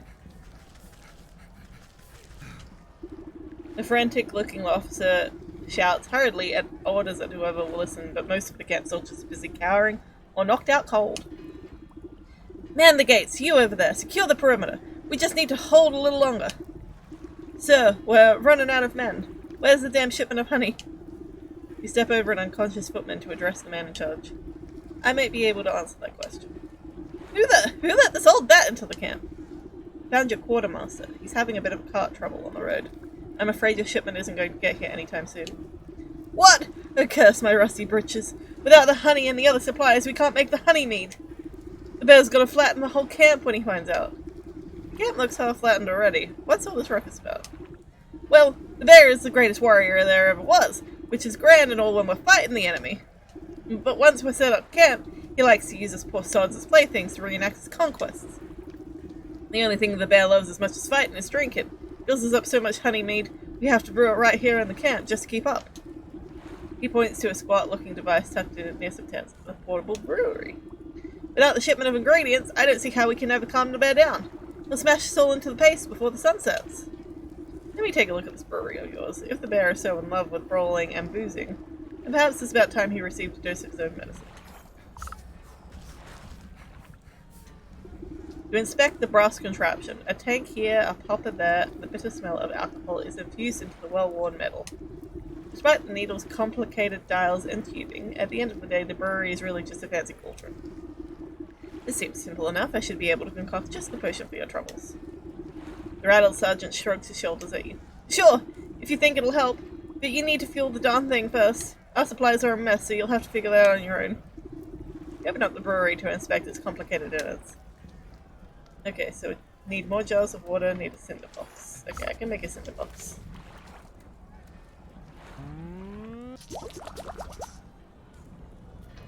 What's that? Rodent lard. I don't know where I was getting that from. And I need some bottles of water, do I? Jars of water, so I need jars. 1, 2, 3. I think it's 4. Yeah.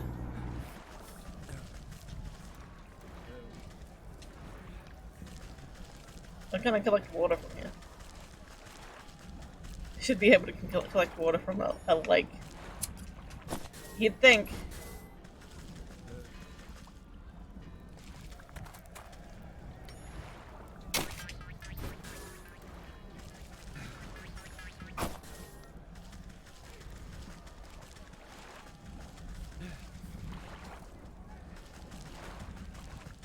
I guess I go back to the well.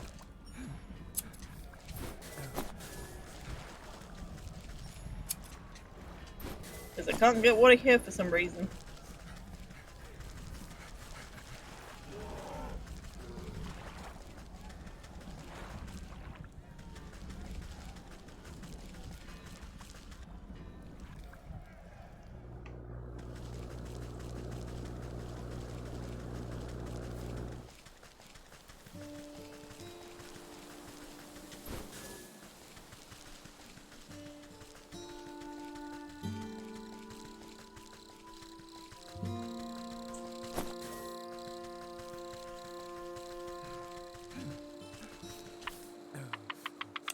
Into the well.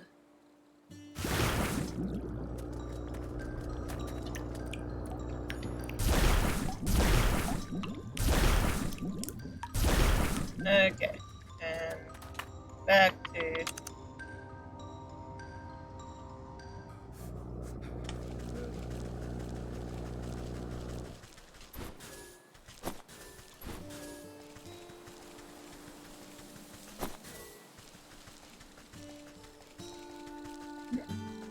Stick.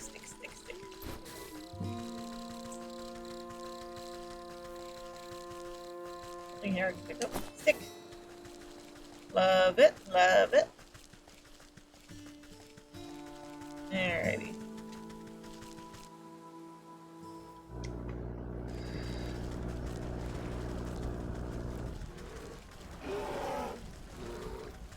Should get to go.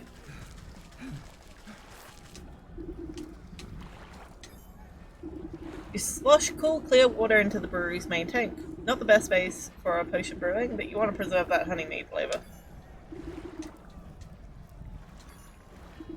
You snap the kindling into pieces and scatter it at the bottom of the compartment of the brewery. Should be fuel enough for the job.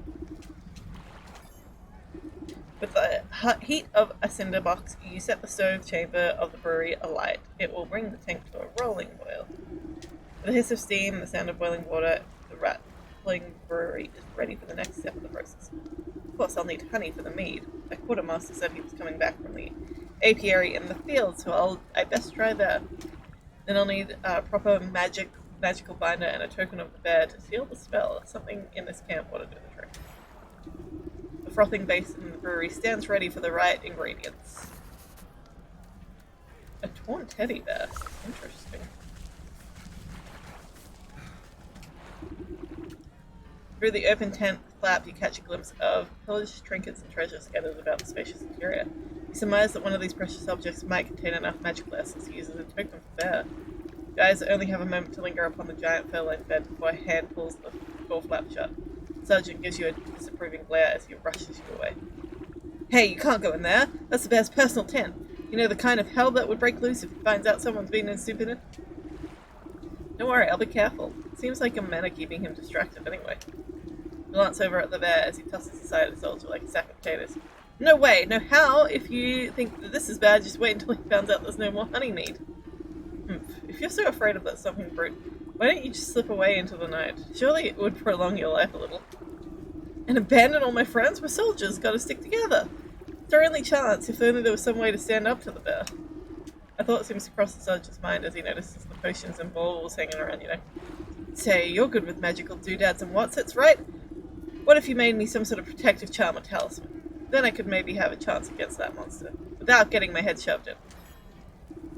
If I make you a protective talisman, will you let me get in this tent? Suppose I wouldn't have much to worry about if you did. Okay. So I need to make this. Oh my god. So, wicked gemstone, magic paste, and wicker wood. So I can make wicker wood. So 2 of those. I need 1 of these. What the heck is this? Dog hair, okay. So I need some dog hair.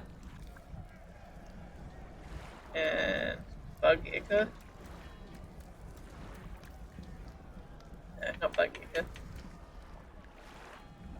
Dragonfly wing and jar of milk. Okay, so I need a lot of shit.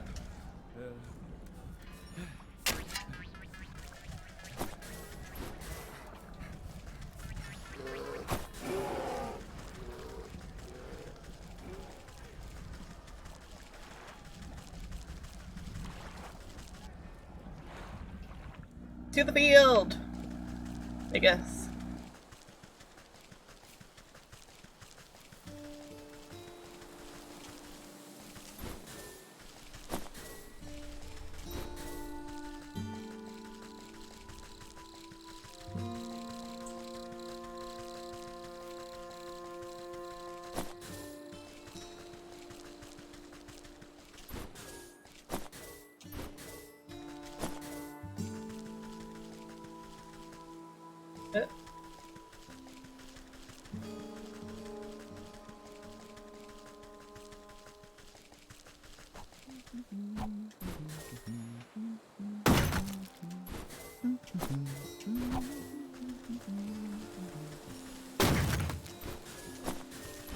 Oh, I need to go find that dog that I put to sleep.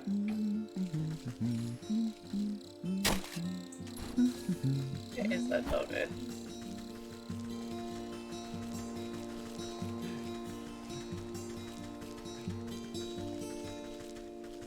think it was up from...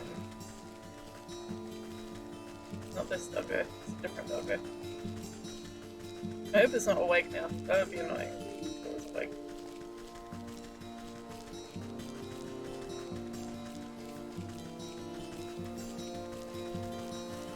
Oh god, it's awake now.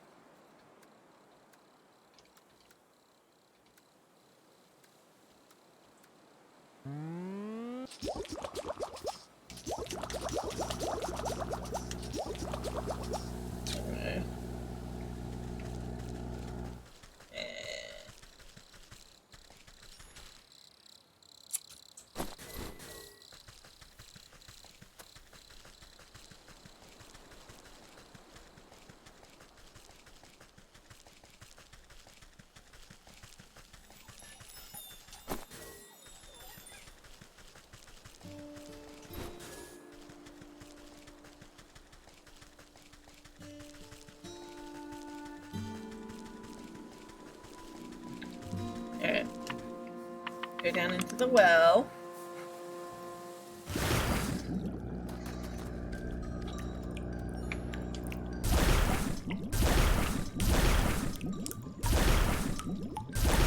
Get some water.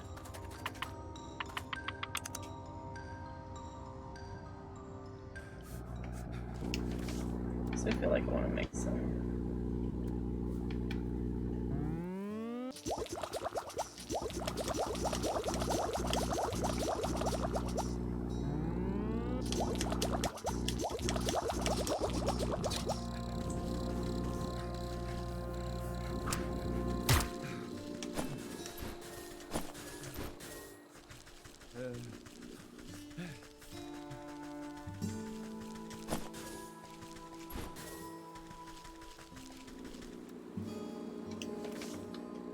Oh.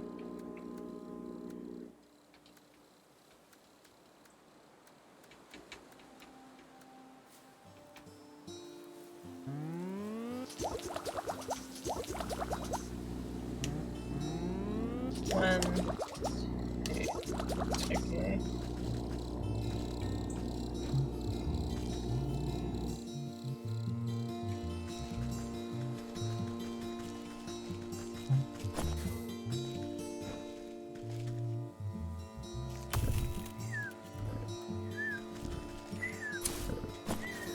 That's a good cup.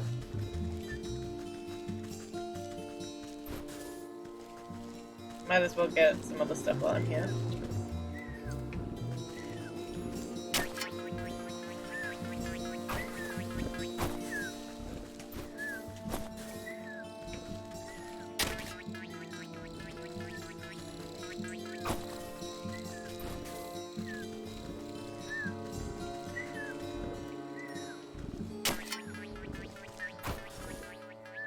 Ah!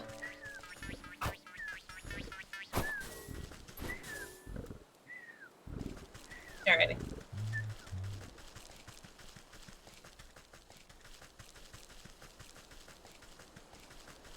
Back up here.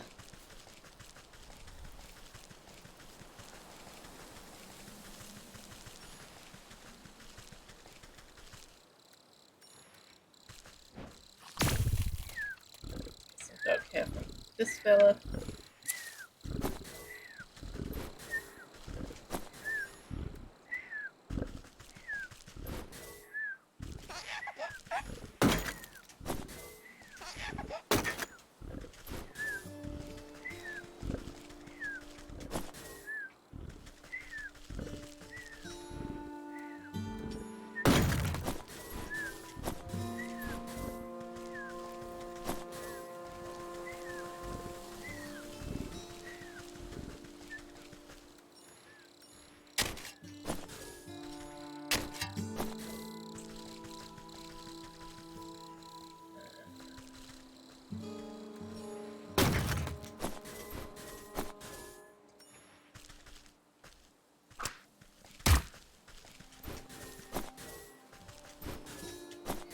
Meaty times.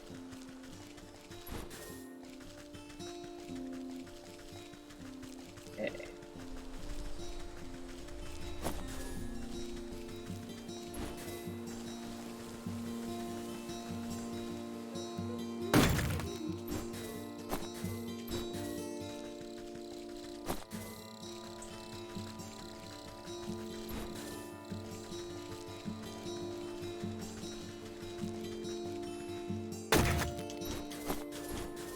Gotta gather things. Gotta collect.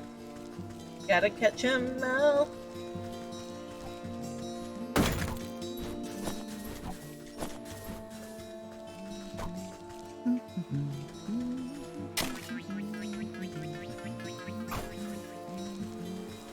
Get back here, get back here. Jesus.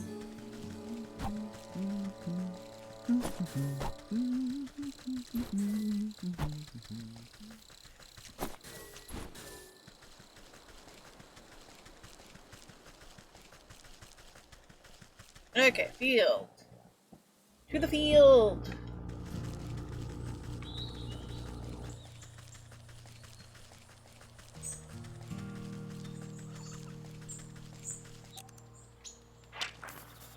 Oh!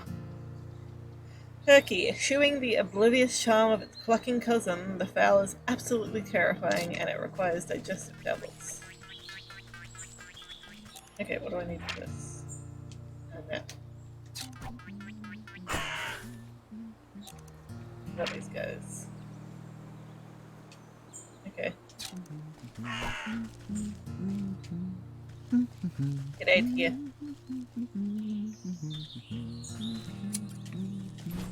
Cool, I can get grain from here. Just snipping.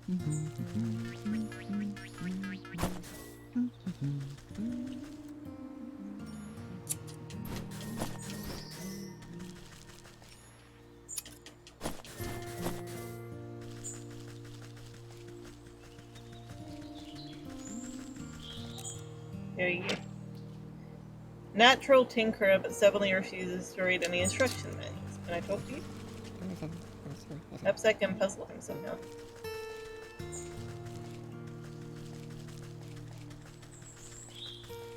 Ooh.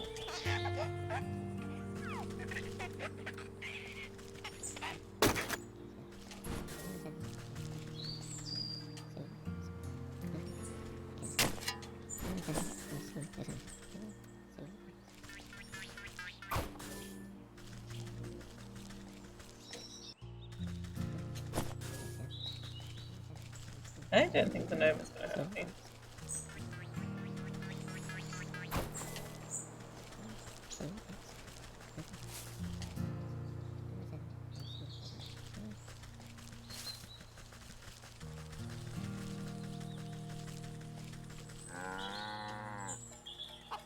Collect water with the jar.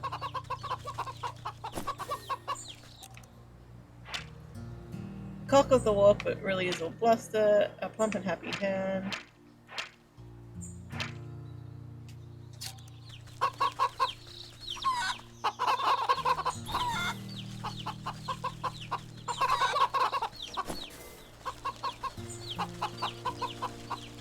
Okay.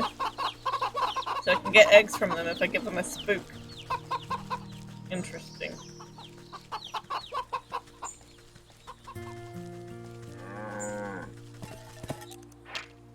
So I just need an empty jar.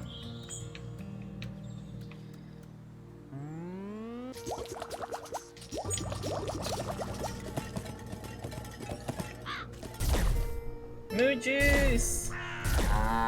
Moo juice!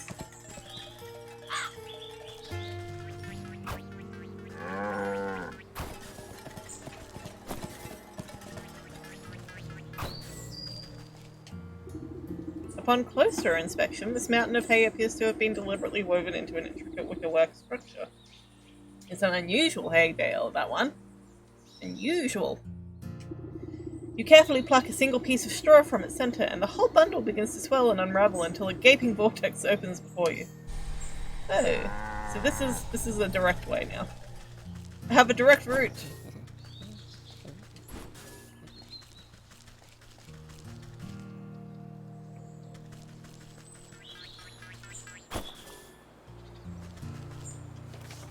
I need to also craft one of these things. And I need to go to a swamp or the graveyard for that. For the talisman. Okay. I need dragonfly wings, so I need to go to the swamp for that one, and... Okay, I can make this. So I have one of those now. So I just need dragonfly wings for that. And I need bug ichor for that. Okay. What do I need for this doll down here? Sewing kit. Okay, so I basically just need to go to the swamp now.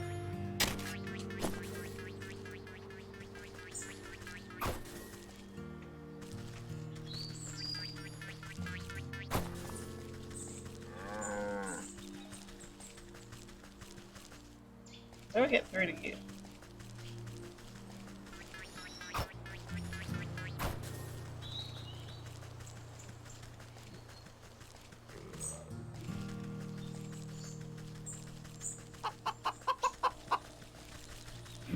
Oh, heck. Abandoned. Okay. Oh, heck.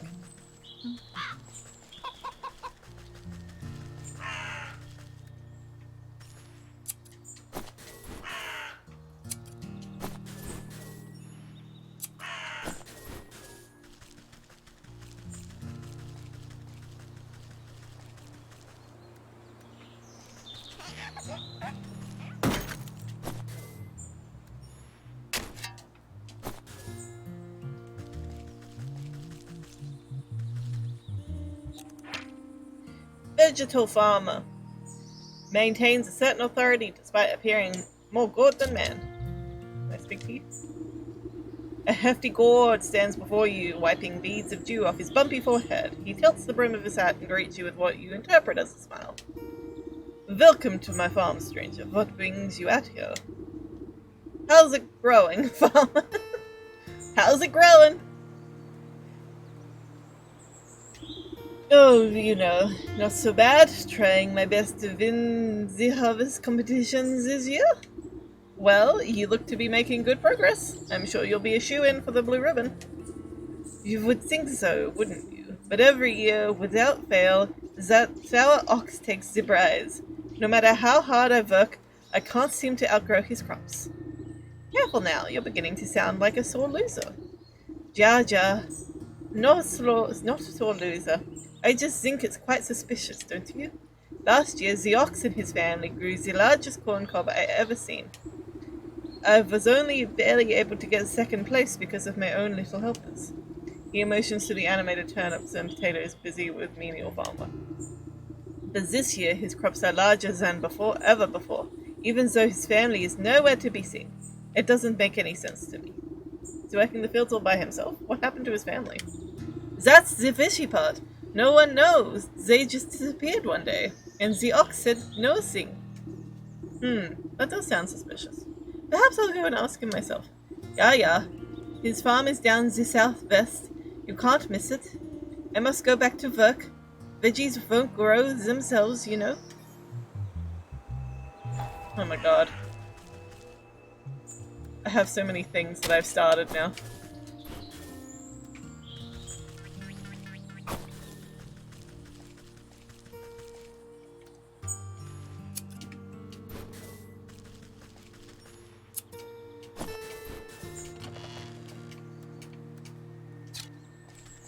That's okay. I'm not stealing, I'm just simply stealing. It's fine. And I'm gonna track this one. This is the one I feel like I can probably finish.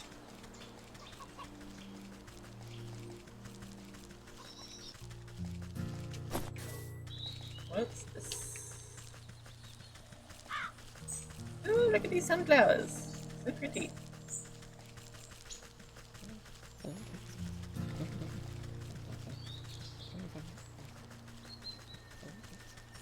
So pretty, so cute.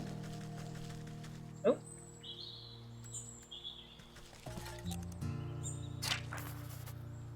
Oh my god. I'm just gonna run.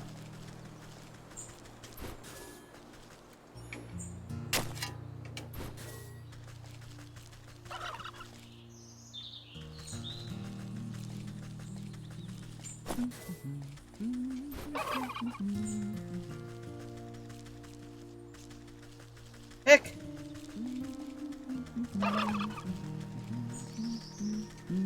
Good day to you.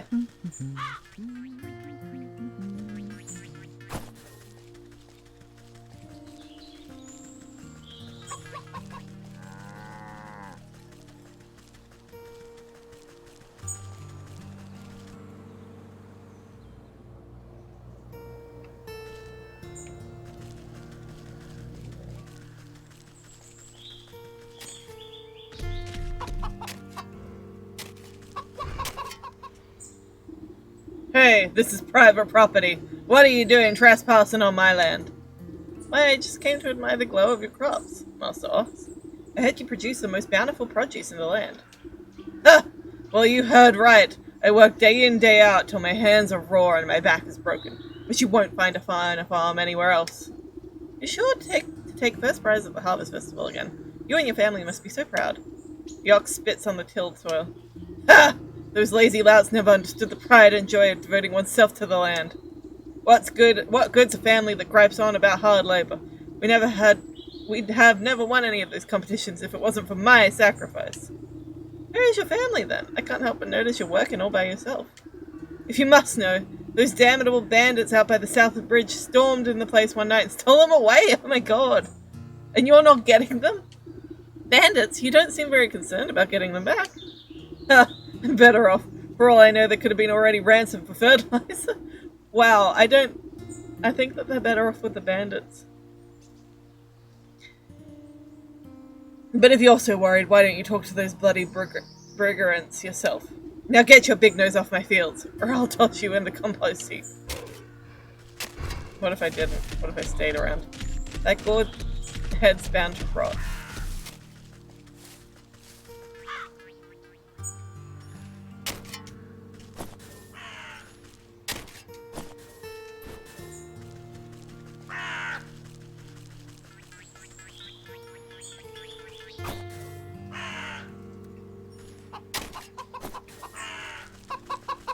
Hey, doggy. This old pooch deserves a treat.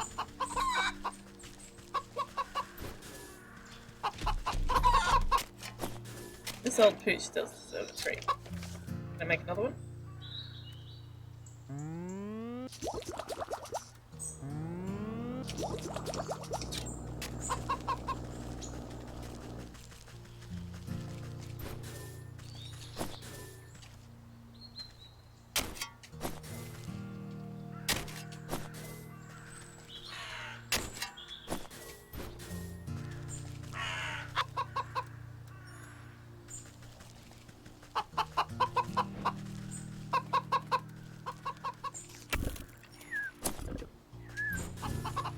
There's a good pup.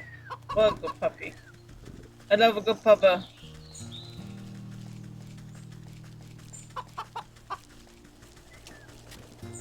Okay. He loves stealing shit.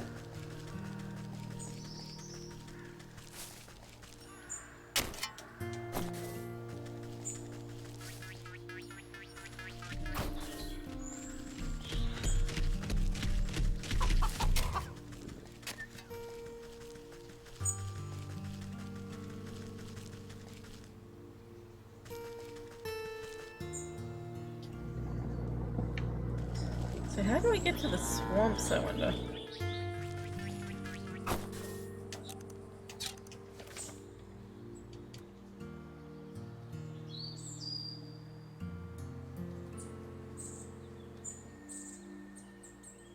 Oh, okay. So...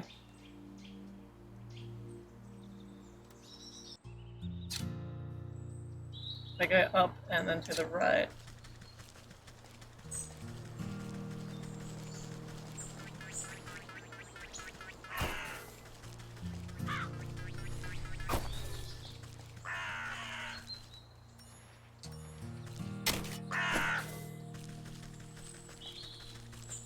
Oh, there's a changeling in there.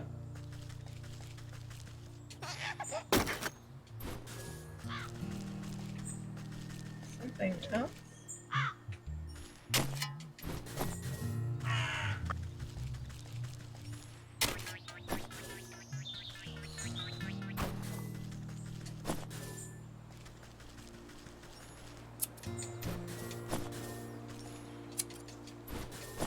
Okay.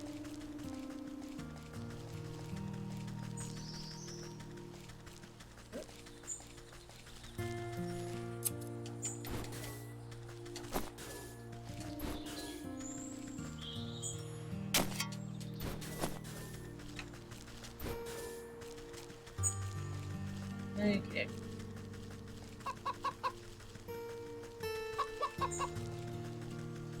This way.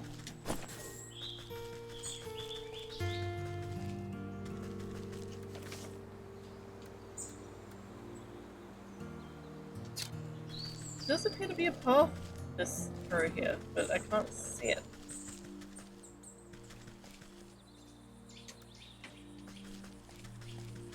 That's kind of annoying.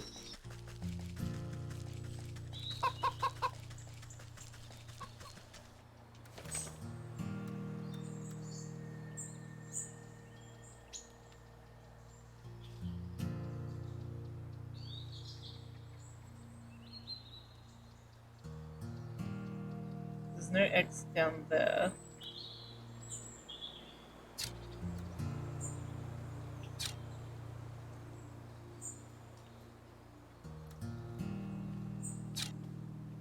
Okay. So I gotta go this way. I forgot why I came over here was because of the bees.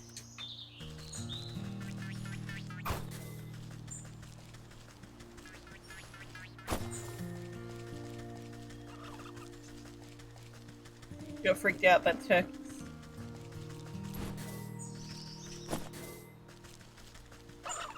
Apiary.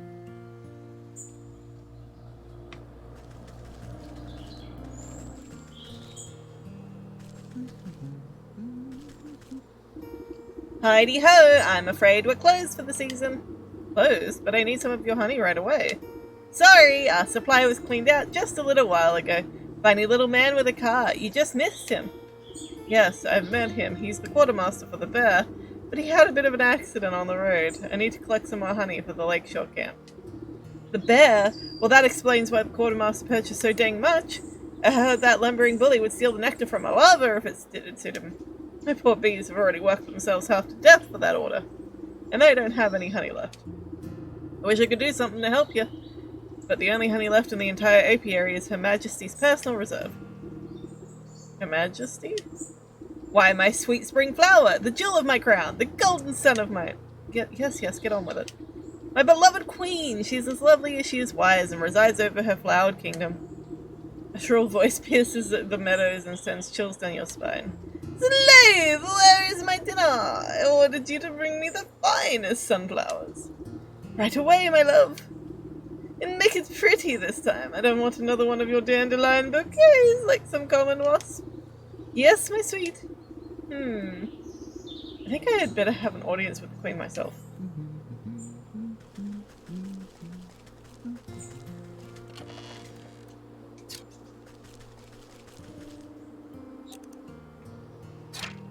B. Generally well-mannered, but can be quite hostile when irritated. They seem a little bit irritated.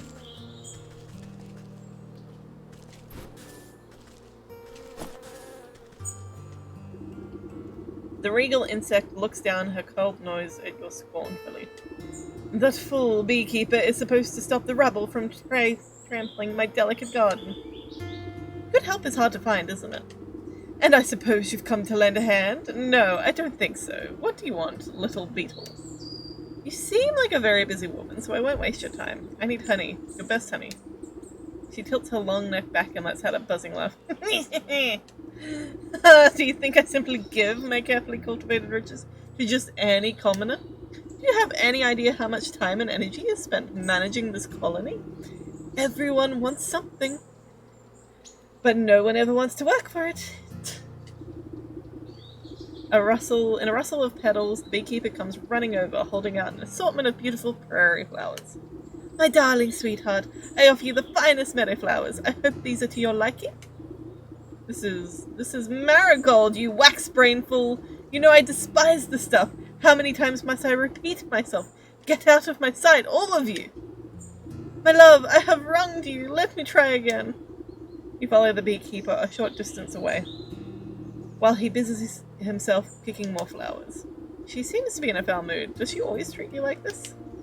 Well, yes, but it's really usually my own fault. Sometimes when she really gets her venom up, a little bit of smoke and soothing herbs comes right down. Smoke, you say? I'm sure we could come up with something to even out her mood. Royal incense recipe. Okay, what do I need to make that? Oh my gosh. Those are all craftable things. So I can make that.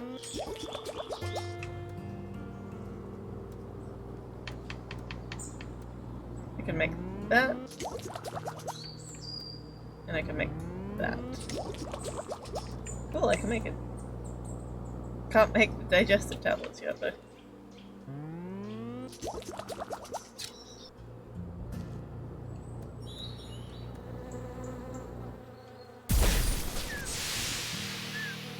Okay. You sneak!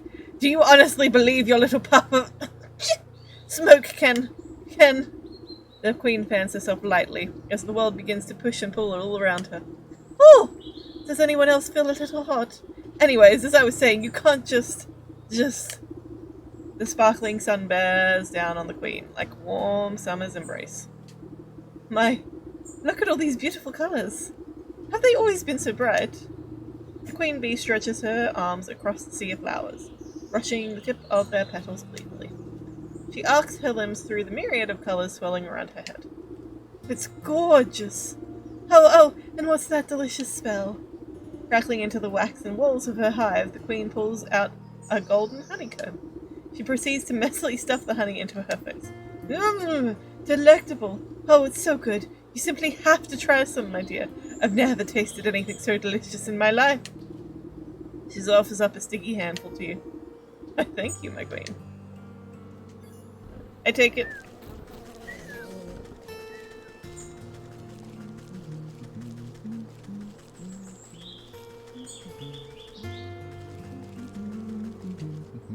The innkeeper has concerned himself with a floral arrangement.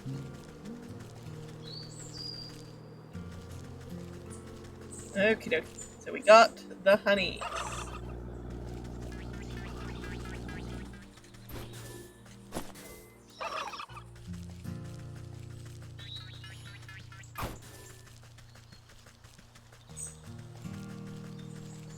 I still need to be able to get into the swamp to get the stuff for the talisman. And the other potion. We're about to have an ad break, so we will be right back. And we are back. And I'll be playing probably for another half an hour, maybe. Because I will need to go to bed soon. I am loving this game though. Stick.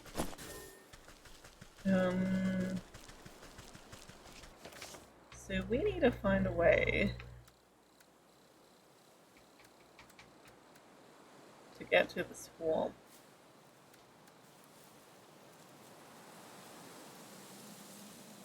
So we know that that's a path. We know that that's the snake.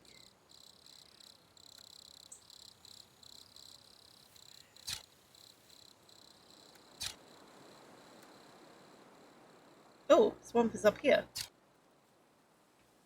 Okay. So I can get to the swamp.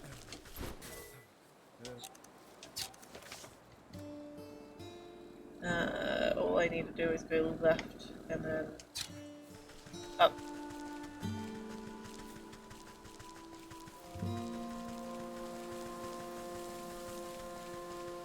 Okay. So go up. Ah, heck. Up and this way. No, leave me alone. Into the swamp. Into the swamp. Into the swamp. Tempting forest path. Okay. Okay, bait stick.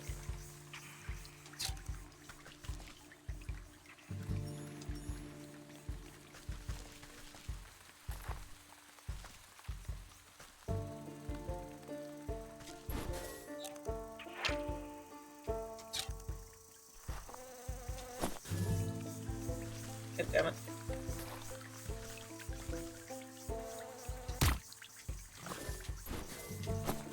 Oops.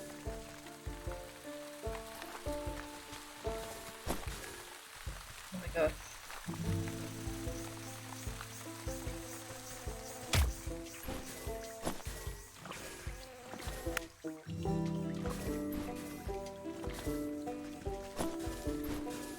Why does it keep picking stuff up when I'm not asking it to?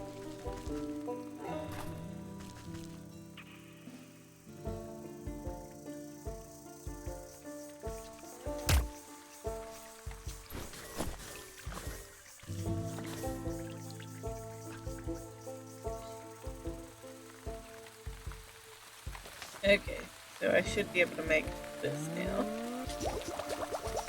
So I should be able to make one of these.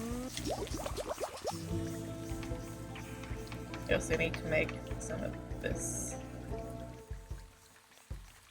Oh! I can make some. Cool beans.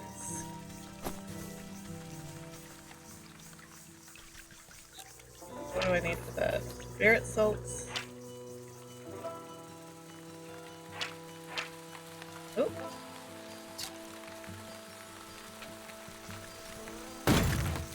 Oh. Where's this mute? Okay.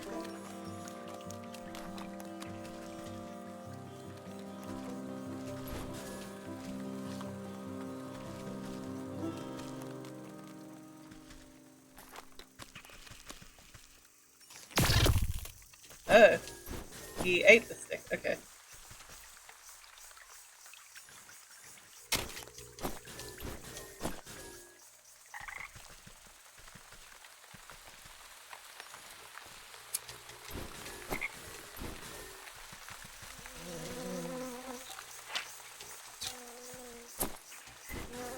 Ah, heck.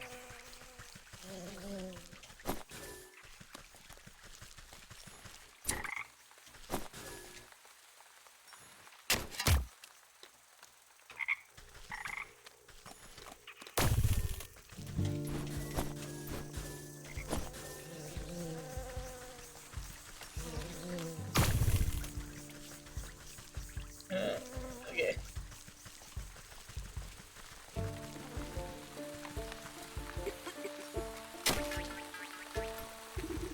Who's there? My eyes have gone milky. Please, come a little closer, sister. I don't believe we've met before. Why do you call me sister? I don't need sight to see someone's also assigned a dark contract. The woman looks blindly through you, though you can sense her focus. Contract? So you've had dealings with that damned goat too? What sort of pact did he rope you into? Oh, you know how it is. I was young, and he weren't no goat when I knew him. We used to dance naked under the blood moon and praise the dead to frighten the dull country folk. Oh my god, I better say history. I love her. Old age comes for us all, and eventually you've got to hang up the sacrificial daggers and settle down into the comforts of retirement. I know the feeling. I miss my cozy chair and little fireplace. Seems like a fine spot you've got here. Well, it's not all posies and pumpernickel. She clutches her worried, motherly, moth-eaten blanket in her lap. What's rattled your bones? Maybe I can help? It's my dear old husband, handsome chap, although a bit clumsy. He had a tumble trying to weed some of them swamp traps from the yard. Awful things like the snapping your toes when you're not looking. Anyways, he twisted his ankle pretty bad and went off to the sick house to have it looked at. But that was a few days ago. He should have been back by now. And these legs haven't worked right in decades, so I can't even go to check up on him. I've been so worried, I even thought about making another contract. Don't you dare. Just wait here. I'll go find him and see what the bother is. Thank you, sister. The sick house is down the road to the west. Be careful of the critters along the way. They got a taste for blood.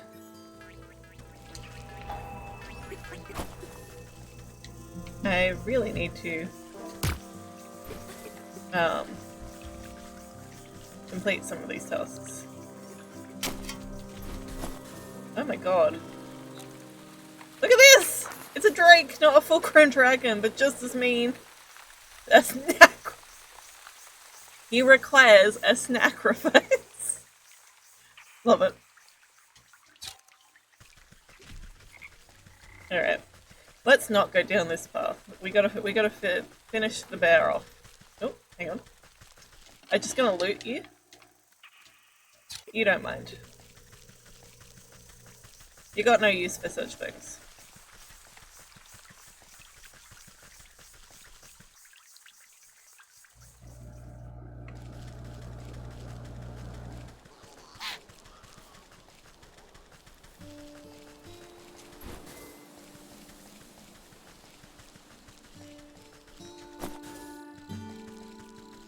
Gotta go.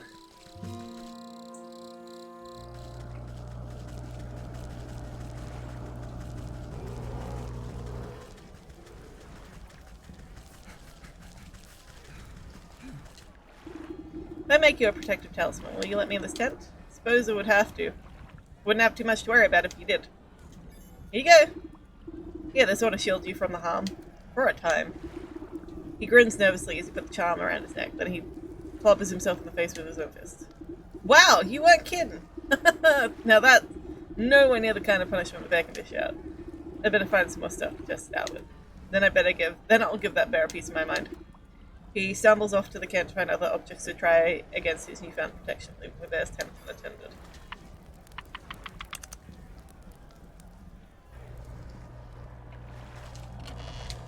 A bear! Teddy bear's got a bear. A dear trifle, surely that will do.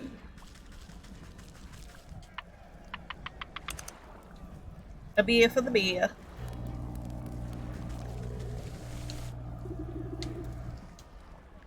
We've got honey.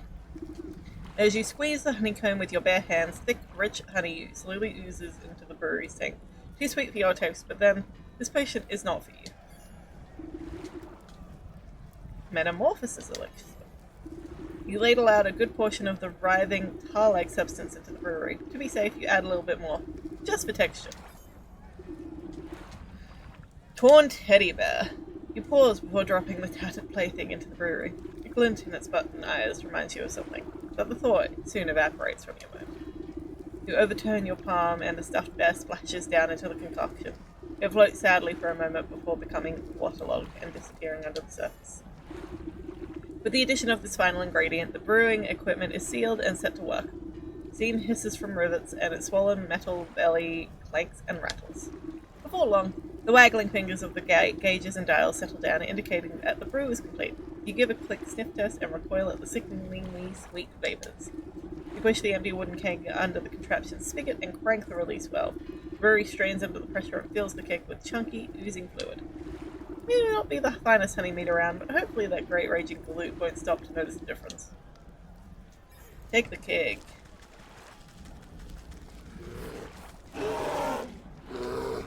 Where was I? Alright, so I pull my sword from his chest.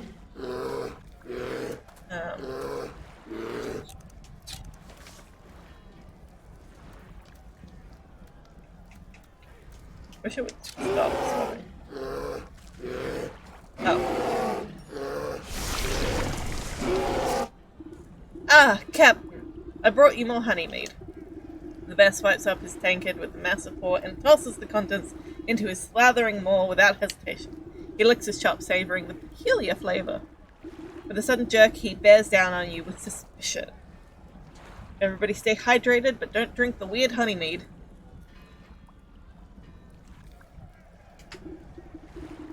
Say, this tastes kind of funny. What did you do, soldier? It's a new recipe. I thought you might enjoy something with a little more sting in it. You know I hate new things. I'll teach you to mess with my favorite brew, you hayseed. The bear is upon you with frightening speed. He raises his huge mace in his paw skywards, and you brace for the impact. With equal measure of speed, the sergeant leaps between the crushing mace and your head. You peer through your fingers as a great clang resounds through the camp. The bear roars furiously as his blow is magically repelled from the sergeant's talisman. Mace goes spinning out of his paws and falls down into the lake with a great splash. He gapes dumbfounded as the sergeant stands before him completely unharmed. Ha! That'll teach you to pick on us, you big oaf. That has been a long time coming. The sergeant wags his fingers at the bear. Who do you think you are, huh? You think you're so big and tough with your fancy feather hat and your big honking club? Well, look at you now. The camp soldiers gather to witness in stunned awe. Miraculously, the bear seems to shrink in the face of the sergeant's onslaught. If it was up to me, you'd be dishonorably discharged for disorderly conduct. You're a disgrace to the uniform. You're no captain of mine. With fear welling up behind his eyes, the bear shrinks and shrinks until he's reduced to the size of a small cat. Another thing, what's happening? In place of the bear's drunken grimace is the stitched smile of a doll's grin. Two button eyes stare back at the disapproving faces surrounding the little plush toy. The sergeant takes a step back to reveal the small shape of a stuffed teddy bear where the brute once stood. Your transformative potion has finally done its work. Gee, I guess I overdid it? He scratches his head in befuddlement, but seems genuinely relieved. Hey Sarge, I guess it means you're in charge now, right? Oh yeah, I guess it does. Well, what are you all standing around for? The camp's a mess. Let's get to work. Like the soul of the bear. You pick up the diminutive doll and brush some sand out of its fur. As you inspect it further, its head lolls to face you. Far within the glassy surfaces of its button eyes, you can barely make out a tiny crimson flame, the trapped soul of the bear. This ought to be what that old goat is after. I hope he's happy. Bear is complete!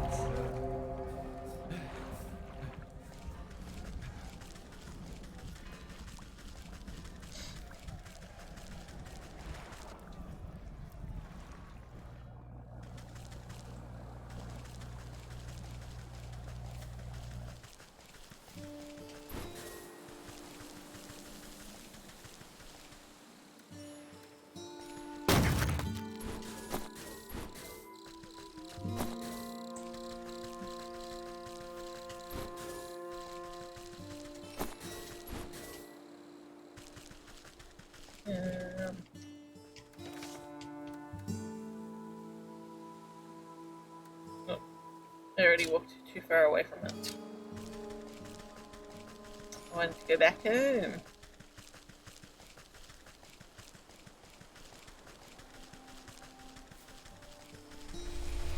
Into the decay. Okay, so this is now the fields.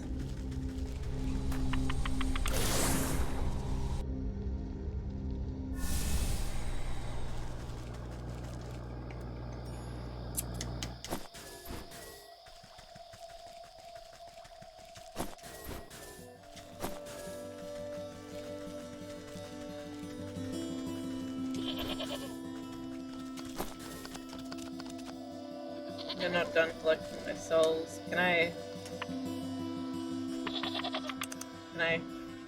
give bear?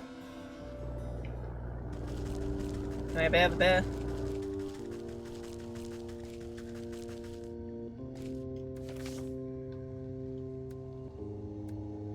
Oh, it's not even in my inventory. Never mind.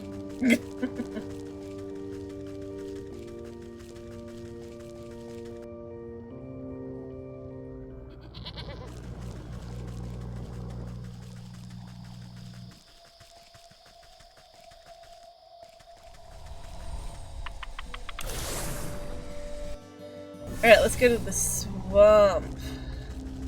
I gotta try to find the thing for the swamp as well, the portal thingamabobby.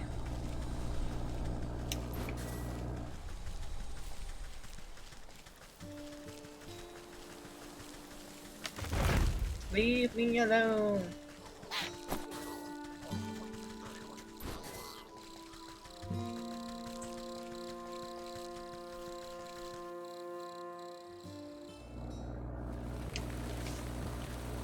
Okay.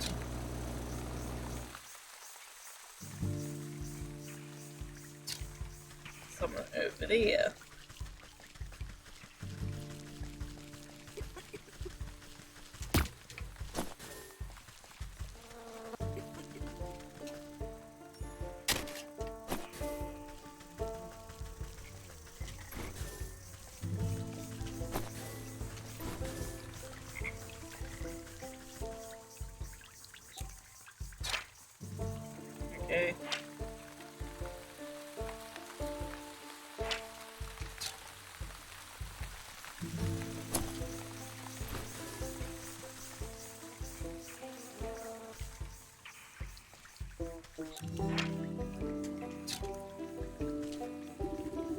thick moss growing on this massive, fallen trunk seems to recoil at your touch, revealing strange etchings on the bark below. Slowly, a spark of swirling energy seeps forth from the waterlogged wood, until an ethereal doorway opens before you. Aha!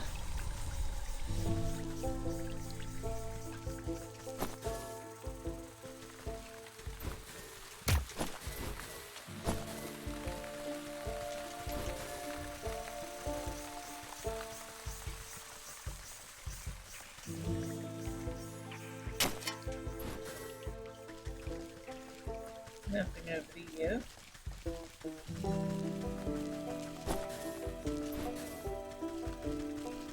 Oh jeez. These animated wood effigies seem engaged in a ritualistic dance. They march in stiff patterns around a reflective piece of glass embedded in the soft ground. You lean in for a better look just long enough to make out the shard's mirrored surface reflecting the ghostly image of the moon. You think to reach in and grab it, but the swinging limbs and the dancing totems are too dense and quick. Out of the way, you overgrown twigs! Maybe I can get them to shift their attention to something other than some other glittering bauble. Okay, so I need a moonlight globe.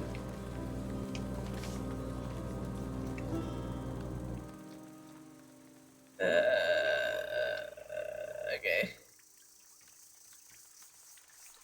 So I can make one of those. Now I just need totemic moon drop.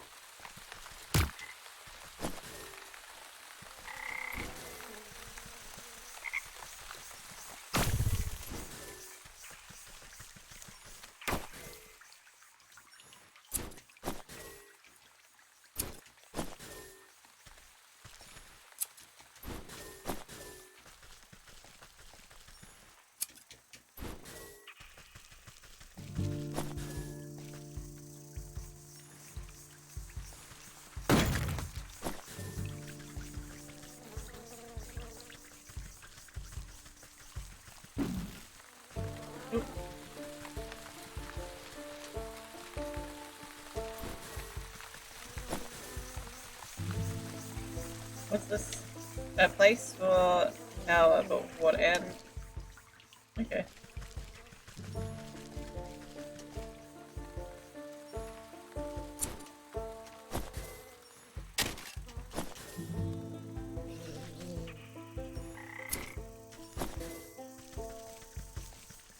What do I need for the spirit salts? How to make spirit salts?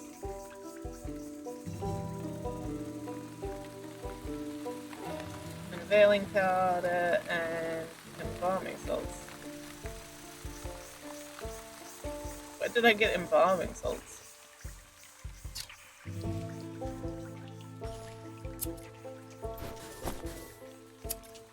don't even remember where I got embalming salts from, but I guess I got them from here.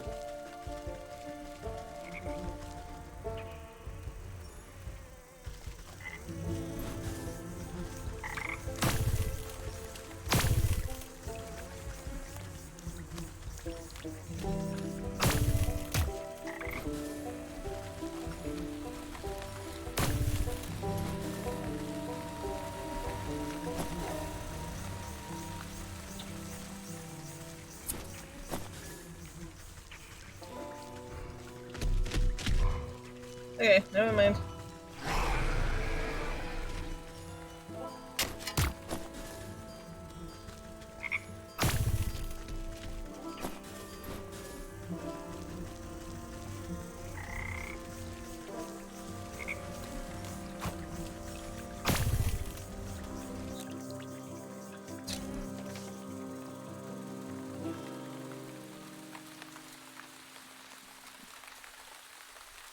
Don't go in, there's absolutely no good of you being there. For the sake out, okay. So, if I go left, then down, then left.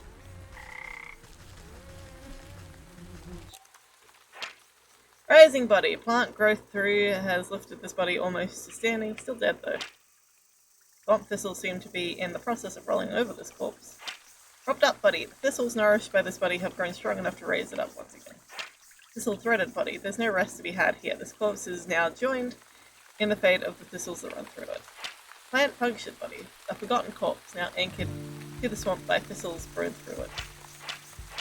Watchful corpse. Eternally destined to be mistaken for a bridge troll. Oh my gosh, what the hell is that? Totem. Eerie somehow manages to make the swamp even less inviting. I did not notice that before. Leave me alone. I am not interacting. I am actively not interacting. I am actively disengaging.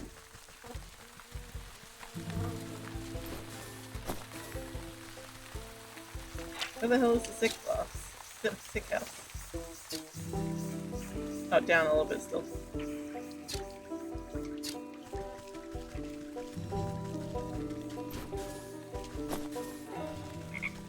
And then this way. Oh. To the sick house.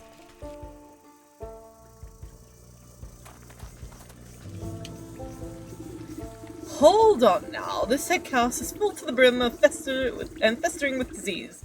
Don't you know there's a deadly plague going around? A plague, you say? This is the first I've heard of it. Oh, it's terrible, and it affects the young and old, the healthy and infirm alike. We're so swamped with patients I can barely catch my breath. What are you doing out here? Shouldn't you be inside tending to the ill? We've just got so many bodies piling up. Someone has to bury them before they spread the sickness further. She drops her voice to a whisper, looking ashamed. It's gotten so crowded, I've even had to dump some in the swamp. That seems unethical.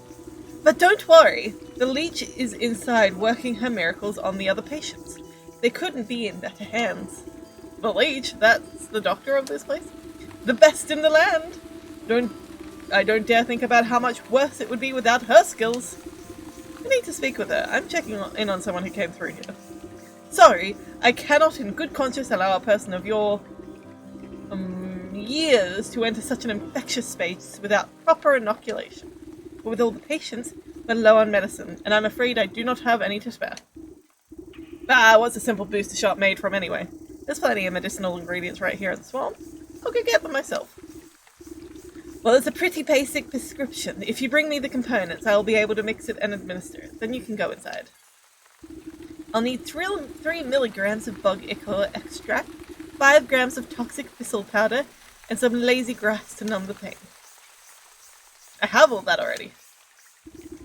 Place a sloshing jar of ichor into the nurse's hand. She inspects it suspiciously, but doesn't ask where it came from. You snap off a few spiny thistles and pass them to the nurse. She is careful not to prick herself on the sharp ends. The nurse takes the dried grasses you have been so careful to keep intact and immediately crushes them into powder. The nurse nods at you, gathering all the ingredients into a small, hand-sized mortar, and you hold your breath as she meshes everything into a slimy, stinky liquid. Not the most pleasant stuff, but I can assure you that it beats growing lumps when no lumps should be. Speak for yourself, one can never have enough lumps. The nurse shrugs at you, sucking up the bubbling mixture into an oversized syringe. She gestures for you to hold it out to your arm. After stabbing into your flesh several times, she fails to find any veins with the point of the needle. Sorry, you seem to have some strange physiology? Give it here, I'll do it. You seize the injector and jab it into your arm without further fuss. A cool sensation climbs into your fingertips. You doubt the medicine will have any effect, but at least it should make the nurse happy. There, I feel much better. Can I go inside now? Oh yes. Yes, of course. You should be immune to the plague for the time being. Just be quick. The leech is very busy. Is there anything out here? Can't rob from you. I want to rob from you. I've been able to rob from people before.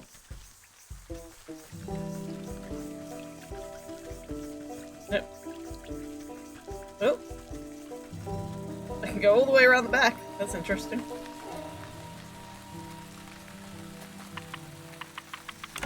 Into the sick house.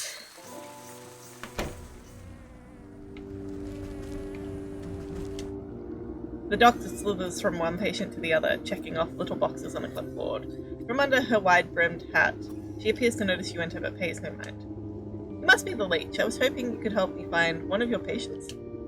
Do you have the symptoms?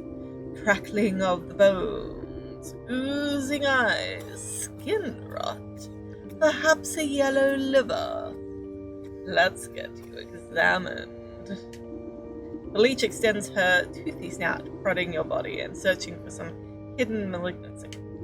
You slap her away with a swift palm. If it's sickness you're looking for, you won't find it on me. My dear, we are all sick with something. Whether it's a broken heart or a broken arm, we all suffer in one way or another. You peer through her tightly wrapped garments and see a deep darkness underneath. Despite the warmth in her words, there is a sense of hunger and urgency to her tone. I am here to heal, to mend, to put all of your troubles at ease. Now tell me, what ails you? I told you already, I'm in perfect health. I'm here to find someone, a man who came through here with a sprained ankle. Half the patients who come to me would have a twisted this, or a broken that, before the pox sets in, that is. Can you be more specific? What does he look like? Oh, I'm not sure. Well, then how do you expect me to help you? Come back to me when you know who you're looking for. Look about the sick house and the coughing, wheezing, bedridden souls. Perhaps some of them will be able to identify the missing husband. There was a fellow with dark hair, dark eyes. Is the beardy guy the one you're looking for? I missed that man with the beard. I don't know where that short fella got to, huh? Leave me alone.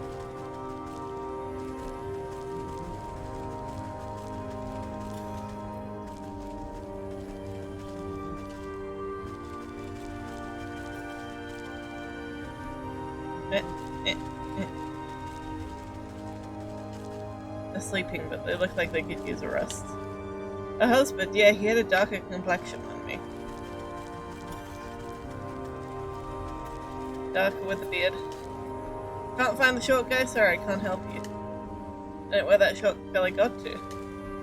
Beardy guy, the one you're looking for. Patient that just stares into the distance and silent. I steal your stuff. I rob from you.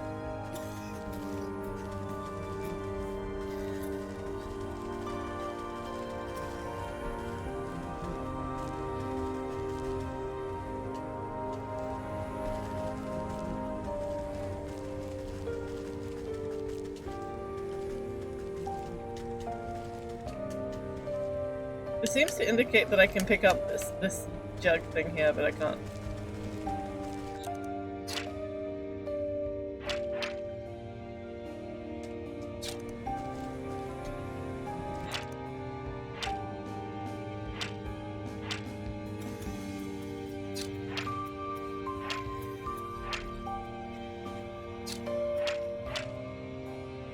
Crimson wine.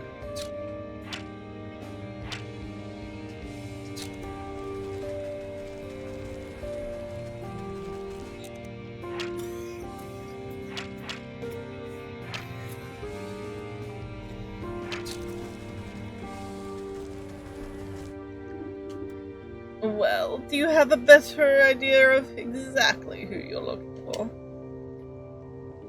The fellow we're looking for was shorter than most. I'm going to need a bit more than that. Dark in features. Narrowing it down. Give me something else. Wore a full beard. Ah, yes. I remember that poor man now. He came in with a swollen ankle, but on his journey through the swamp, he must have contracted the plague. His condition declined rapidly, I am sorry to say. In the end, there wasn't much I could do for him except make him comfortable. He's dead? What sort of sick house is this, anyway? My condolences, really. Now, if you'll excuse me, I have to get back to doing what I can for the living. At least tell me where his wife might collect his body. The nurse outside seemed to be having trouble keeping track of them all. I'm sorry, that information is reserved for next of kin. Judging by your physique, I wouldn't say that you are related to the deceased in the slightest. The doctor turns away from you to prepare vials of medicine. Better return to the old woman and swap for the bad news. Oh, this is sad. It's a sad time. The husband died. There was not really that much wrong with him. He shouldn't have gone to the sick house.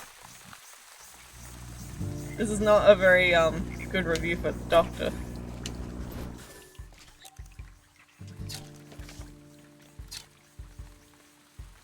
Where is she? Okay, all the way over there.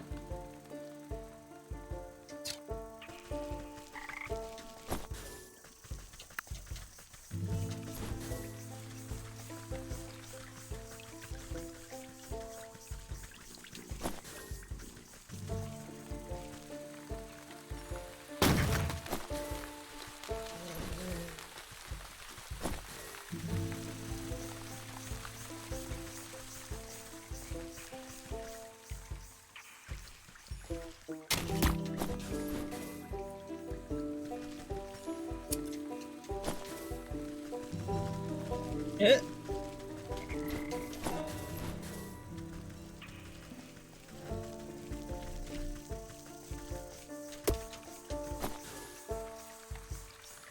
Trail.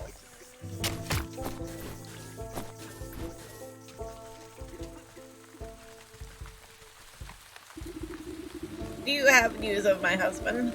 He should have been back from the sick house by now. You bow your head in condolences. I'm sorry to say that your husband has passed away. The leech said he fell ill with the plague. Rather than grieve, an expression of mild annoyance crosses the woman's face. Oh, what a nuisance. You don't seem that upset by the news. Well, he was getting on in years. It was bound to happen sooner or later. I just didn't think it would be from some measly plague of all things. So where's the fool now? I'm not sure. The leech wouldn't tell me. But her assistant mentioned having to dispose of the dead out in the swamp. Ah, brimstones and bandersnatches. I know I'm already in your debt, sister, but can I ask you for another favor? I suppose I've already stuck my foot in this mess. What is it? There's an old circle of power west of here. It served me well in my younger years, and I expect it's still got some juice left. I need you to dust it off and fire it up again. I'd go do it myself, but by the time I get there, my poor husband's body would already be reduced to worm parts. What am I to do with this, sir? You're a knowledgeable lass. The engravings on the obelisk should explain the rest. Okie dokie.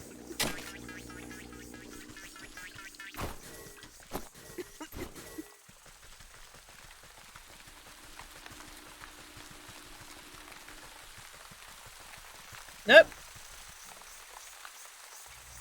I went the wrong way.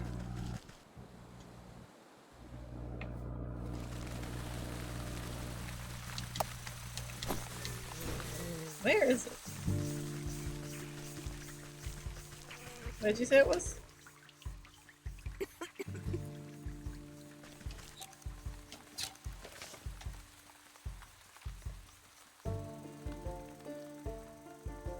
I've definitely seen it, but I don't remember where it is.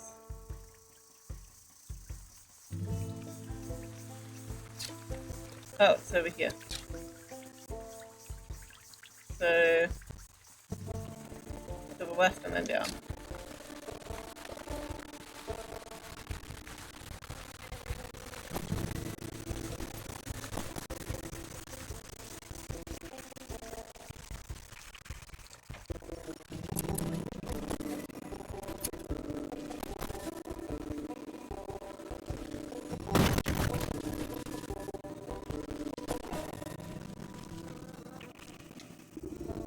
You brush off the blanket of thick moss and lichen from the ancient magical pattern carved into the earth. The essence of power wakes at your touch, bringing slight warmth to your fingertips. 4 black stone obelisks surround a ritual spot. You'll need to scrape off more overprinted.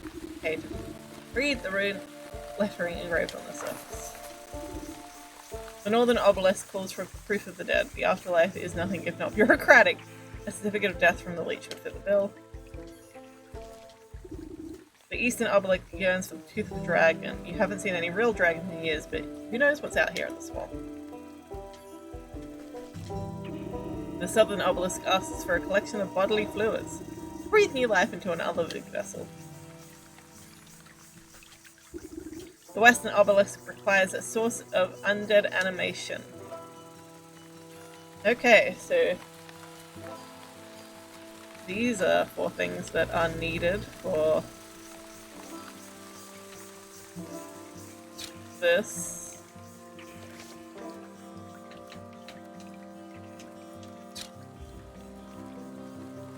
So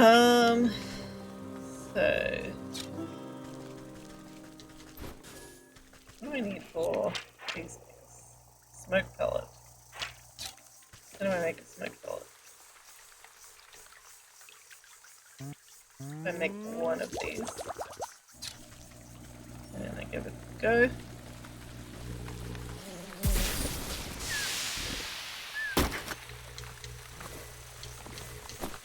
Oh. What did I need the mosquito snake for? This thing, wasn't it? Sewing kit? What did I need the sewing kit for?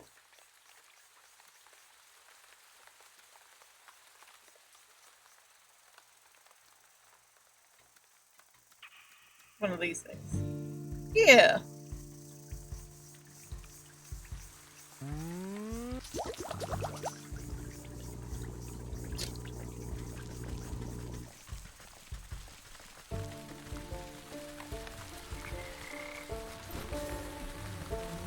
Alrighty. Where are ya? Sacrifice.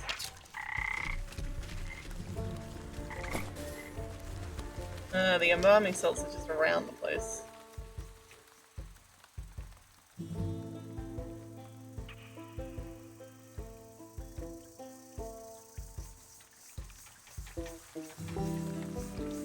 Oh my god.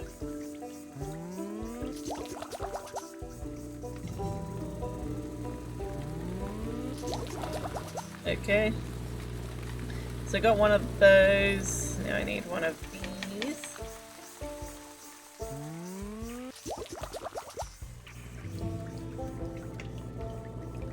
And 1 of these. And I can make 1 of these.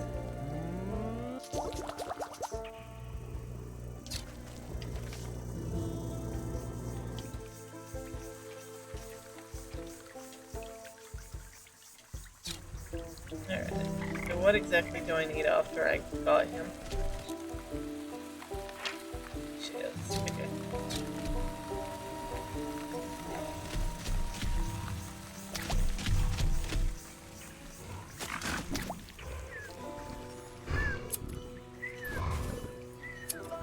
Okay, that's it for now. That's all I'm getting from him.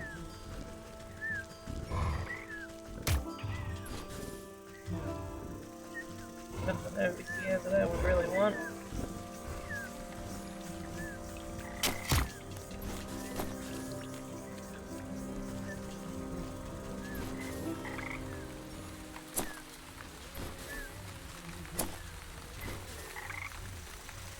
Let's catch some frogs.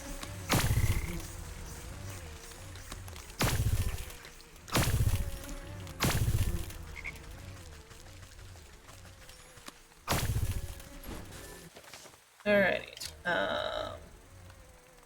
Apothecary humans. Oh.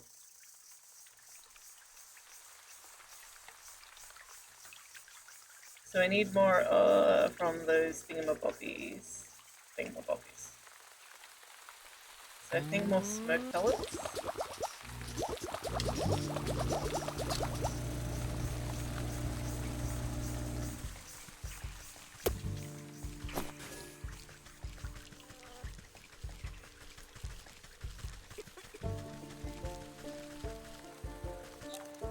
Smoke pellets and then hatchet. Okay.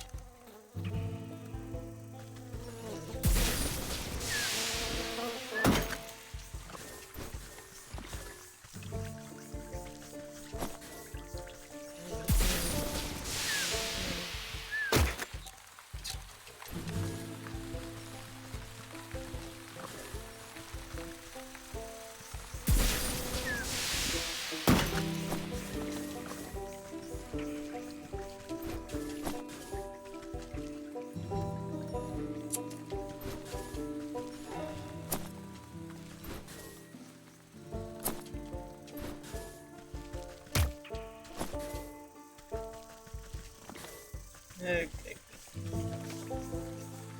So I can make one of these now. And a necromancer's charm. Pumpkin jackbone. Frick.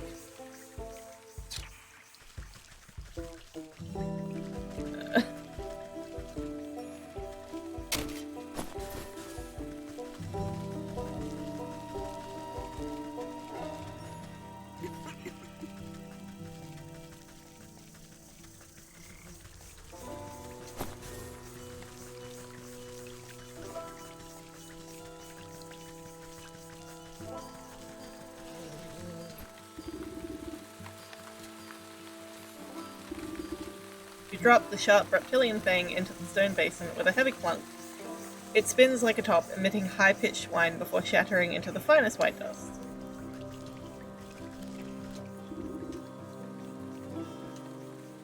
Apothecary humors. You fill the bowl with an offering of the anatomic liquids. The fluid slowly disappears as if being drained by some unseen thirst, until only the wet residue remains.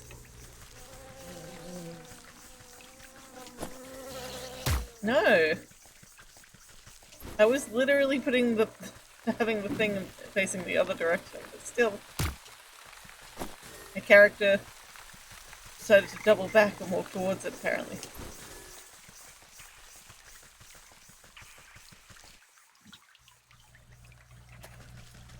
Okay.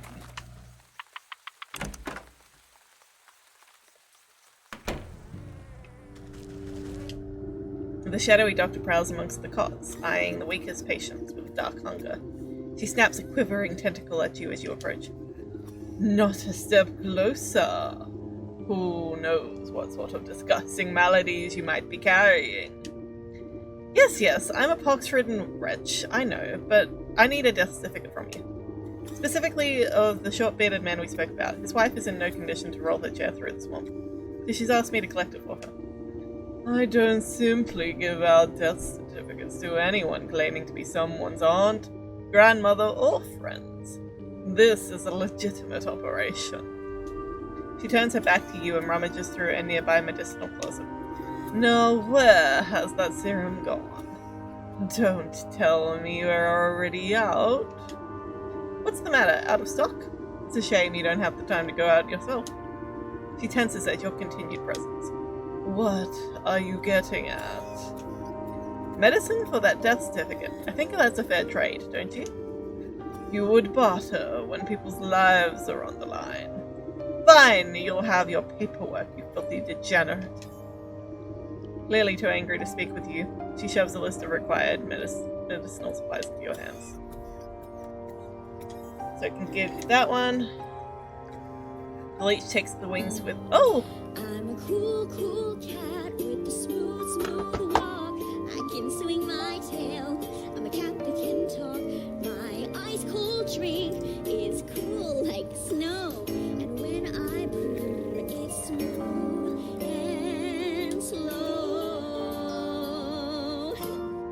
Hello! Jess, thank you so much for the raid, but also how dare you, because I was gonna raid you. Welcome in, raiders! Thank you so much for coming in on Jess's raid. For anybody that doesn't know me for however, whatever reason, I am Avoticat. I'm a variety streamer. Today we're playing some Wytchwood. Earlier we were playing Muppet's Treasure Island. I stream a lot of very different games. Usually a lot of point-and-click adventure games. And, you know, more sort of single-player games than multiplayer games, but it's a real variety here. So you never really know what you're gonna get. But welcome in, everyone. And if you're not following Jess, you really should be. Jess is a long-time moderator in in the stream. Long-time friend. Recently changed his name on Twitch. That's out of the bag. So now it's a little bit different, and honestly, every time I look it up on my computer, it's still your old username. And I have to remember that you've changed your username.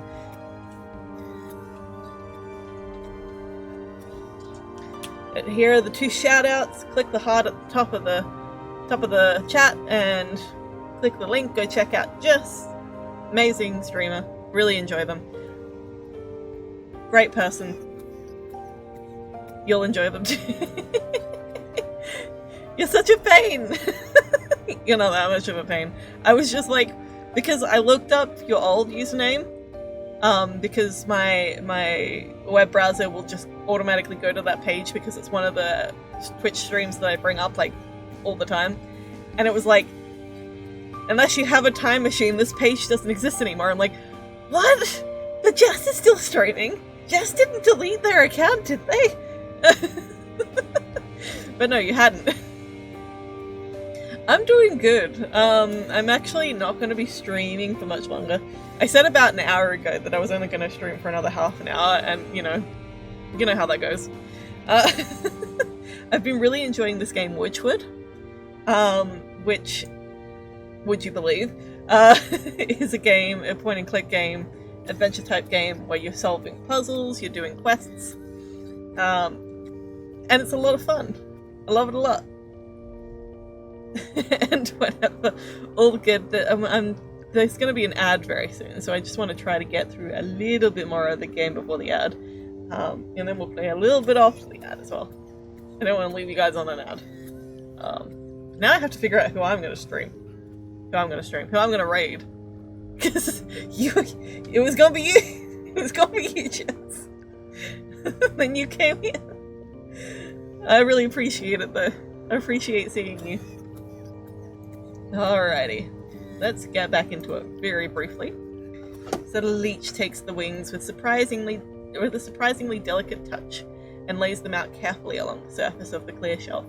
So for anybody who's sensitive to sort of more gory content or unsettling content, this is probably not the game for you, and also I'm probably not the streamer for you. Because a lot of the games I play, even though they're sort of more soft and easygoing, they're also like disturbing theme-wise and content-wise. So just so you know, the skull and crossbones on my face is a pretty good indication of where we're at in this game. There are people dying! The leech takes the wings with a surprisingly delicate touch and lays them out carefully along the surface of a clear shell. Clearly too angry to speak with you, she shoves a list of required medicinal supplies into your hands. So we've got the skeeter snoots. The leech inspects the barbs before placing each of them carefully into a velvet-lined container alongside other excruciating-looking instruments. So I need some of this mending pulses, so I can just make some.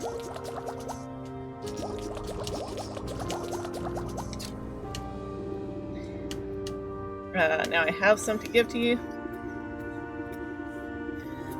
Don't forget to stay hydrated. The leech stuffs the poultice into an unsanitary-looking cabinet without a second glance. I've run your errands, now I really must insist on that death certificate. There is no need to get prickly. I have your papers right here. The leech extends her moist arm and thrusts a poorly written note into your hand. You shake the mucus from the paper and try to decipher the loopy, illegible scribbles. You're not even sure that the leech spelled the poor man's name right, but you suppose it's better than nothing. Next time I need a doctor's note, I'm better off forging the signature myself. You crumple the note into a tight roll for safekeeping and take it. Okay. Let's take it back to the area that it's needed at. How did the game you were playing end up, Jess? Because I know that you were having some difficulty getting into it, and then I also saw that you swapped to Texas Chainsaw Massacre, which I think, is that a new game? That's a new game, right? Was it Texas Chainsaw Massacre that you switched to, or something else? The western obelisk requires a source of undead animation. Not that. I need it here. The northern obelisk calls for proof of death. The afterlife is nothing if not bureaucratic. The death certificate from Bleach would fill the bill. Here you go. The humid swamp air has made the paper of the death certificate soft and damp. As you drop it into the bowl, it decomposes before your eyes until nothing is left. Alrighty. We have an ad break happening now, so I'll catch all you chill cats, killer kittens in a minute. Welcome back, everyone. We are back from break, and thank you, Jess, for redeeming Catbacks. Catback for today is tests done by the Behavioural Department of the Museum of Natural History have concluded that while a dog's memory lasts about 5 minutes, a cat's recall can last as long as 16 hours. So cats have better memory than dogs. Also, Jess, thank you so much for banning the bots that you do.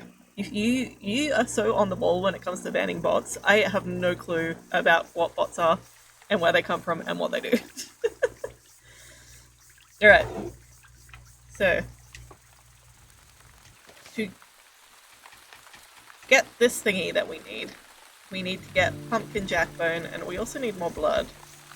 So I need to make more of these.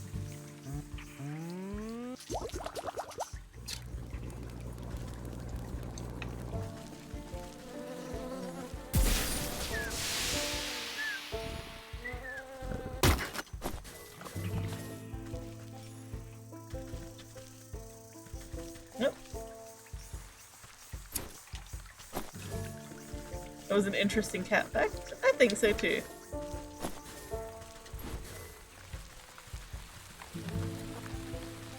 It's kind of cool to like have them auto-generate.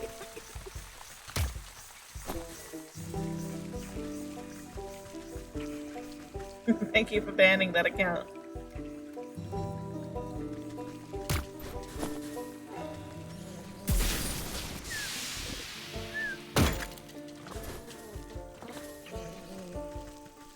Alrighty. So I need to go to the fields.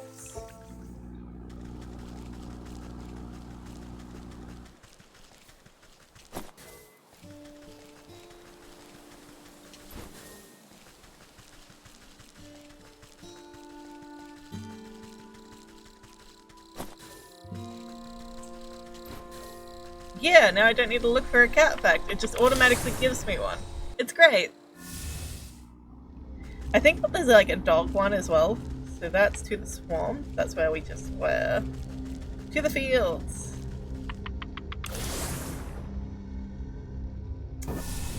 Now what are those pumpkin guys? Over here. I should probably catch some crickets while I'm here.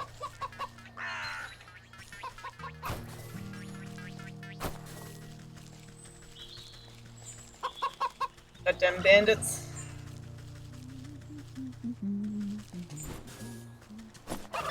Go away, turkey. Okay. Snag vine. So, how do I make a snag vine?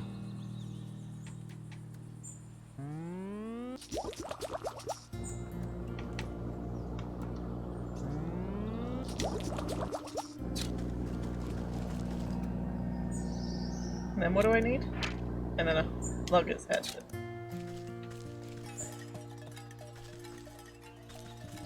Don't run towards them.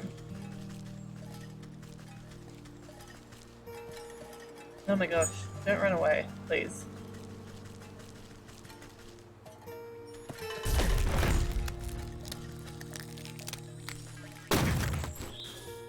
Okay. It might be worth making another one. And having, like, a spare.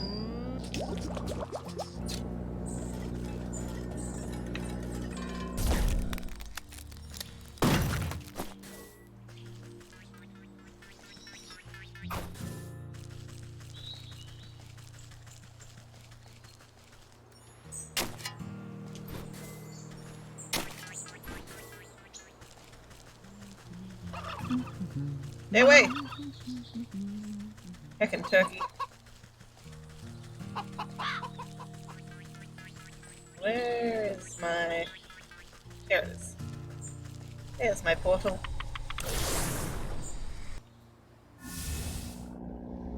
So now... we can make one of these. Huzzah! To the swamp! You have played this before, have you? How did I not know that? I feel like I should have known that. I really like this game. This is definitely up my alley. Did you enjoy it when you played it? I just gotta go down from here.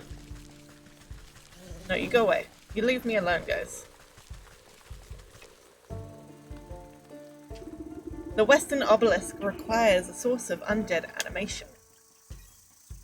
You place the token of undead into the basin. It flutters like a candle for a moment before the shadowy umbra of the obelisk snuffs it out. With the final offering accepted, the obelisk surrounding the circle begins to hum. You can hear a strange melody playing through the discordant tones. The carvings on the ground burn with renewed energy, driving away the overgrowth. You're quick to step away as you feel a vacuous force pull at the circle's center. You found it enjoyable? You never finished the game? Aw.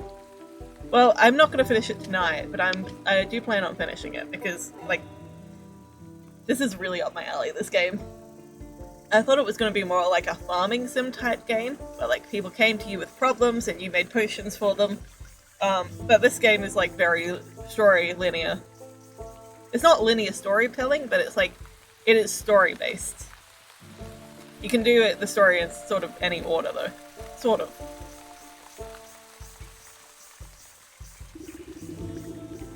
I suppose that's done the trick. Let's see what the writing has to say for itself now. You rotate your head to read the glowing letters on the edge of the circle. Place the vessel of the deceased. Yada yada.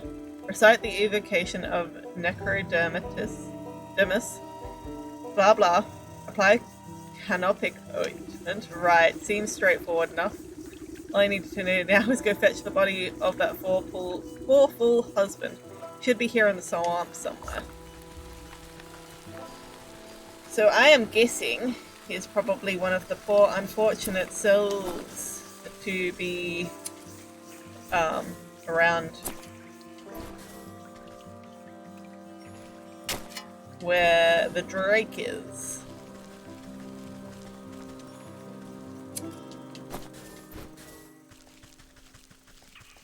Which is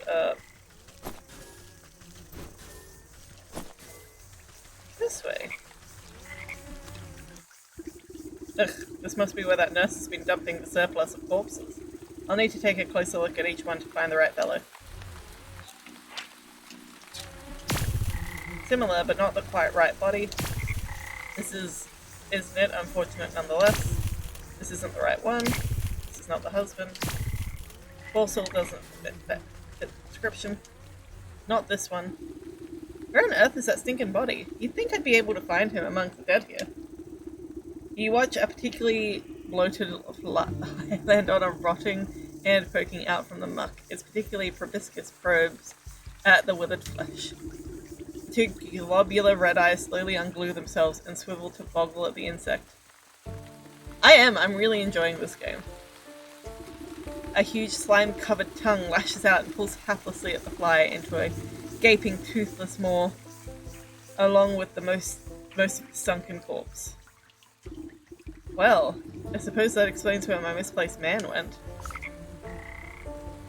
Speak to the king frog? Where's the king frog? Oh, he's there. Don't eat me, please. Can it be? As a lovely young morsel wandered its way into my palace. You call this filthy bog a palace? He throws his head back, shaking the swamp burbling laughter. Smaller frogs and newts scurry out of the way to avoid being crushed by his enormous bulk. Ha ha ha! Wouldn't you? This place is a veritable bounty of insects, and my subjects have healthy appetites, so they'll all grow big and strong. I'd eat you too. That head of yours looks much too hard. I prefer my food to be nice and tender. Look, you wouldn't perchance have seen an old man pass through here, have you? About yay high, full beard, deadish. The frog taps his fingers against the log, grinning in an impossibly large grin. Oh, yes, I do believe I've seen the chap. He had a delectable aroma. A full off-the-bone ribs. I'm sorry to say that once something that good goes down the hatch, it never sees the light of day again. We'll see about that. I'm sure I can come up with some just desserts for you. The frog rolls his eyes around and around as if daring you to try something. Alright, I need to make those digestive tablets. Oh my gosh. Goblins not, so I need to get some from the goblins. I don't know how.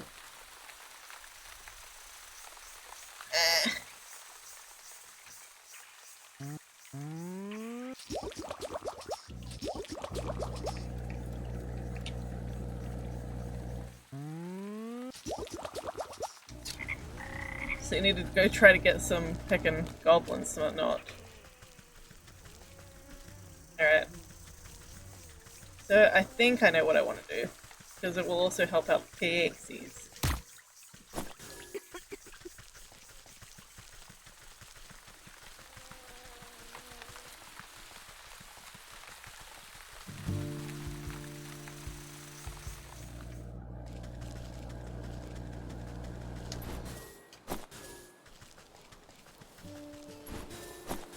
Alrighty.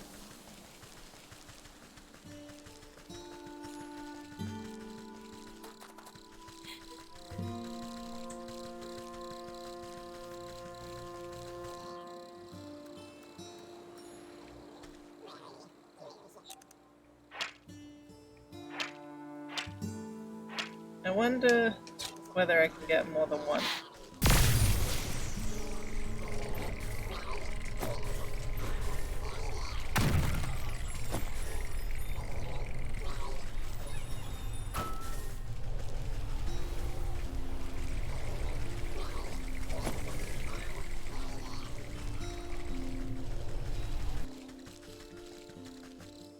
Cool. I kicked over those little rock piles like you asked. Now give me the shard or I'll knock over this nest too. You smash fairy shrines. Good, good. Take it. We don't want your trash. Got the shard. I have a shard for you. Have you found any of the mirror shards? I wonder where they could be. Oh, I only have one, so I can't give her any. The pesky pixies. They are a pest. Alright, so I got some goblin snot. What did I need the goblin snot for? The digestive.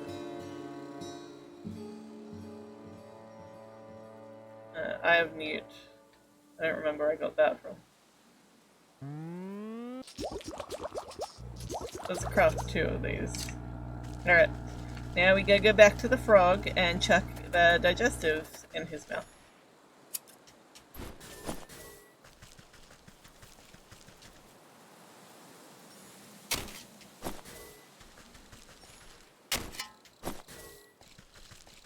Go get the puppa. Puppy, puppy, puppy.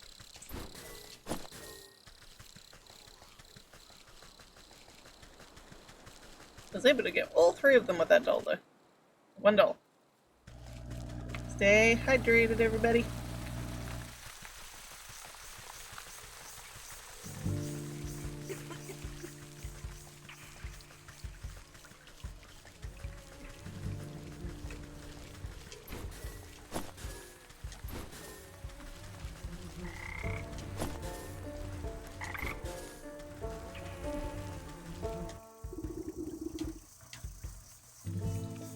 Which, of course, always has something that she can try, like digestive tablets.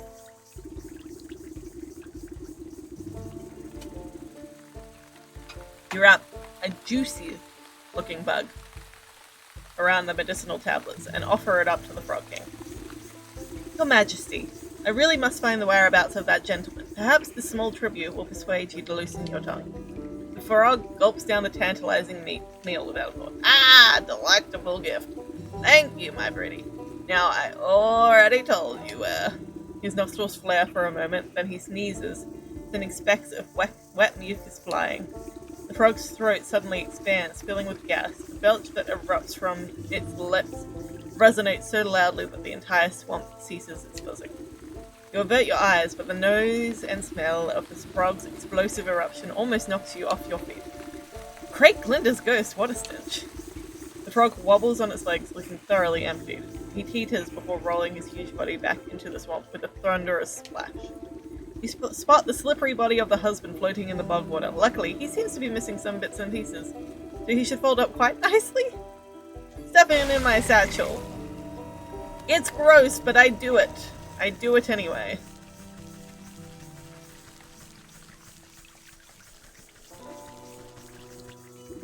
The circle of power is ready and waiting for its necromantic purpose. Place the husband's body in the center. With considerable effort, you unfold the husband's decaying body from your satchel and slap it down in the middle of the circle. Invisible shackles wrap around the corpse's limbs and pull it spread eagle against the ground. Strange mists rise from the obelisk, casting everything in a sickening green light. Slowly but surely, the corpse begins to levitate off the ground. It rotates to face each obelisk, one by one. Oh, get on with it, I haven't got all day. You give the rotting head a good kick as it passes you. With a gasp of stale air, the body drops to the ground. Suddenly, it vaults upright. Ugh. Well, hello there. You caused me a lot of trouble, you know. You know that? The reanimated corpse claws at his throat. Oh, sorry. Wait a moment. Near your feet, you see a disembodied tongue flopping about on the ground like a worm. You scoop it up and quickly toss it into the man's gaping mouth. Blood! Though he moves his jaw, his lurching voice seems to emanate from someplace beyond. Murderer! What? I am not. You were quite dead when I found you. No, Lee! You murdered me! He clutches his hollow chest as if trying to feel his heart beating. Gave me plague, drained my blood. Leech murdered others. He swings a limb towards the body-filled bog. I knew there was some awful stink about that sick house. What sort of doctor infects her own patients? Check her office. Find proof. Don't you worry. I'll make sure that parasite gets what's coming to her. But you should head back home. Your wife is worried half to death about you. He turns and looks longingly over his shoulder. You can hear his vertebrae popping. Yes, I late. As he shambles into the choking mist, he gives you a crooked nod of thanks. Alright.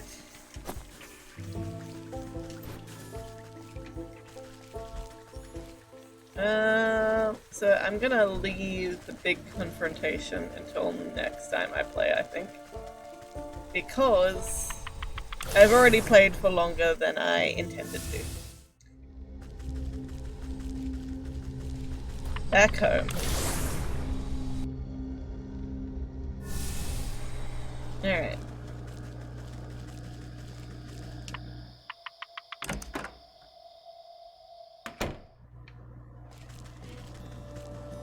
This is my first playthrough. I haven't played this game before.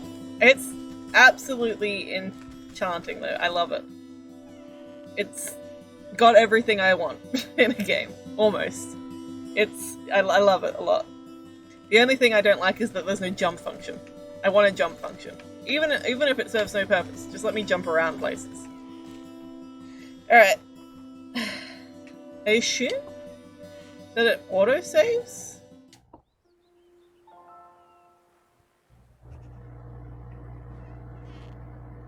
Yeah, okay, it auto-saves. That's good. Alright. It's very magical. You wish there was a jump function as well, yeah. I feel like it's just needed in games. You just want to be able to jump, even if it doesn't really do anything. There's like a, visual novel game. Amaranthus, I want to say, but I'm not sure if that's quite the right title. But it's a visual novel where you have the ability to jump just for fun, just because. Like, it serves no purpose, and your character isn't physically moving, so it's just the camera going up and down. But I want that! I want a jump feature in every game. But I've enjoyed this. This has been a great first little peek of Wytchwood. I'm going to continue it at some point, hopefully, in the not too distant future, because it's enchanting. And I appreciate everybody for rating in. We had Gravelord Gamer, who rated in earlier, as well as Mama, who rated in, and then Jess rated in. We've had so much love today, and I really appreciate everybody for coming in and playing along with me, whether you came in for the Muppets Treasure Island, or you came in for the Wytchwood, or you just came in to say hello. I appreciate all of you so much. And I'll catch all you chill cats, killer kittens, and variations thereupon next time.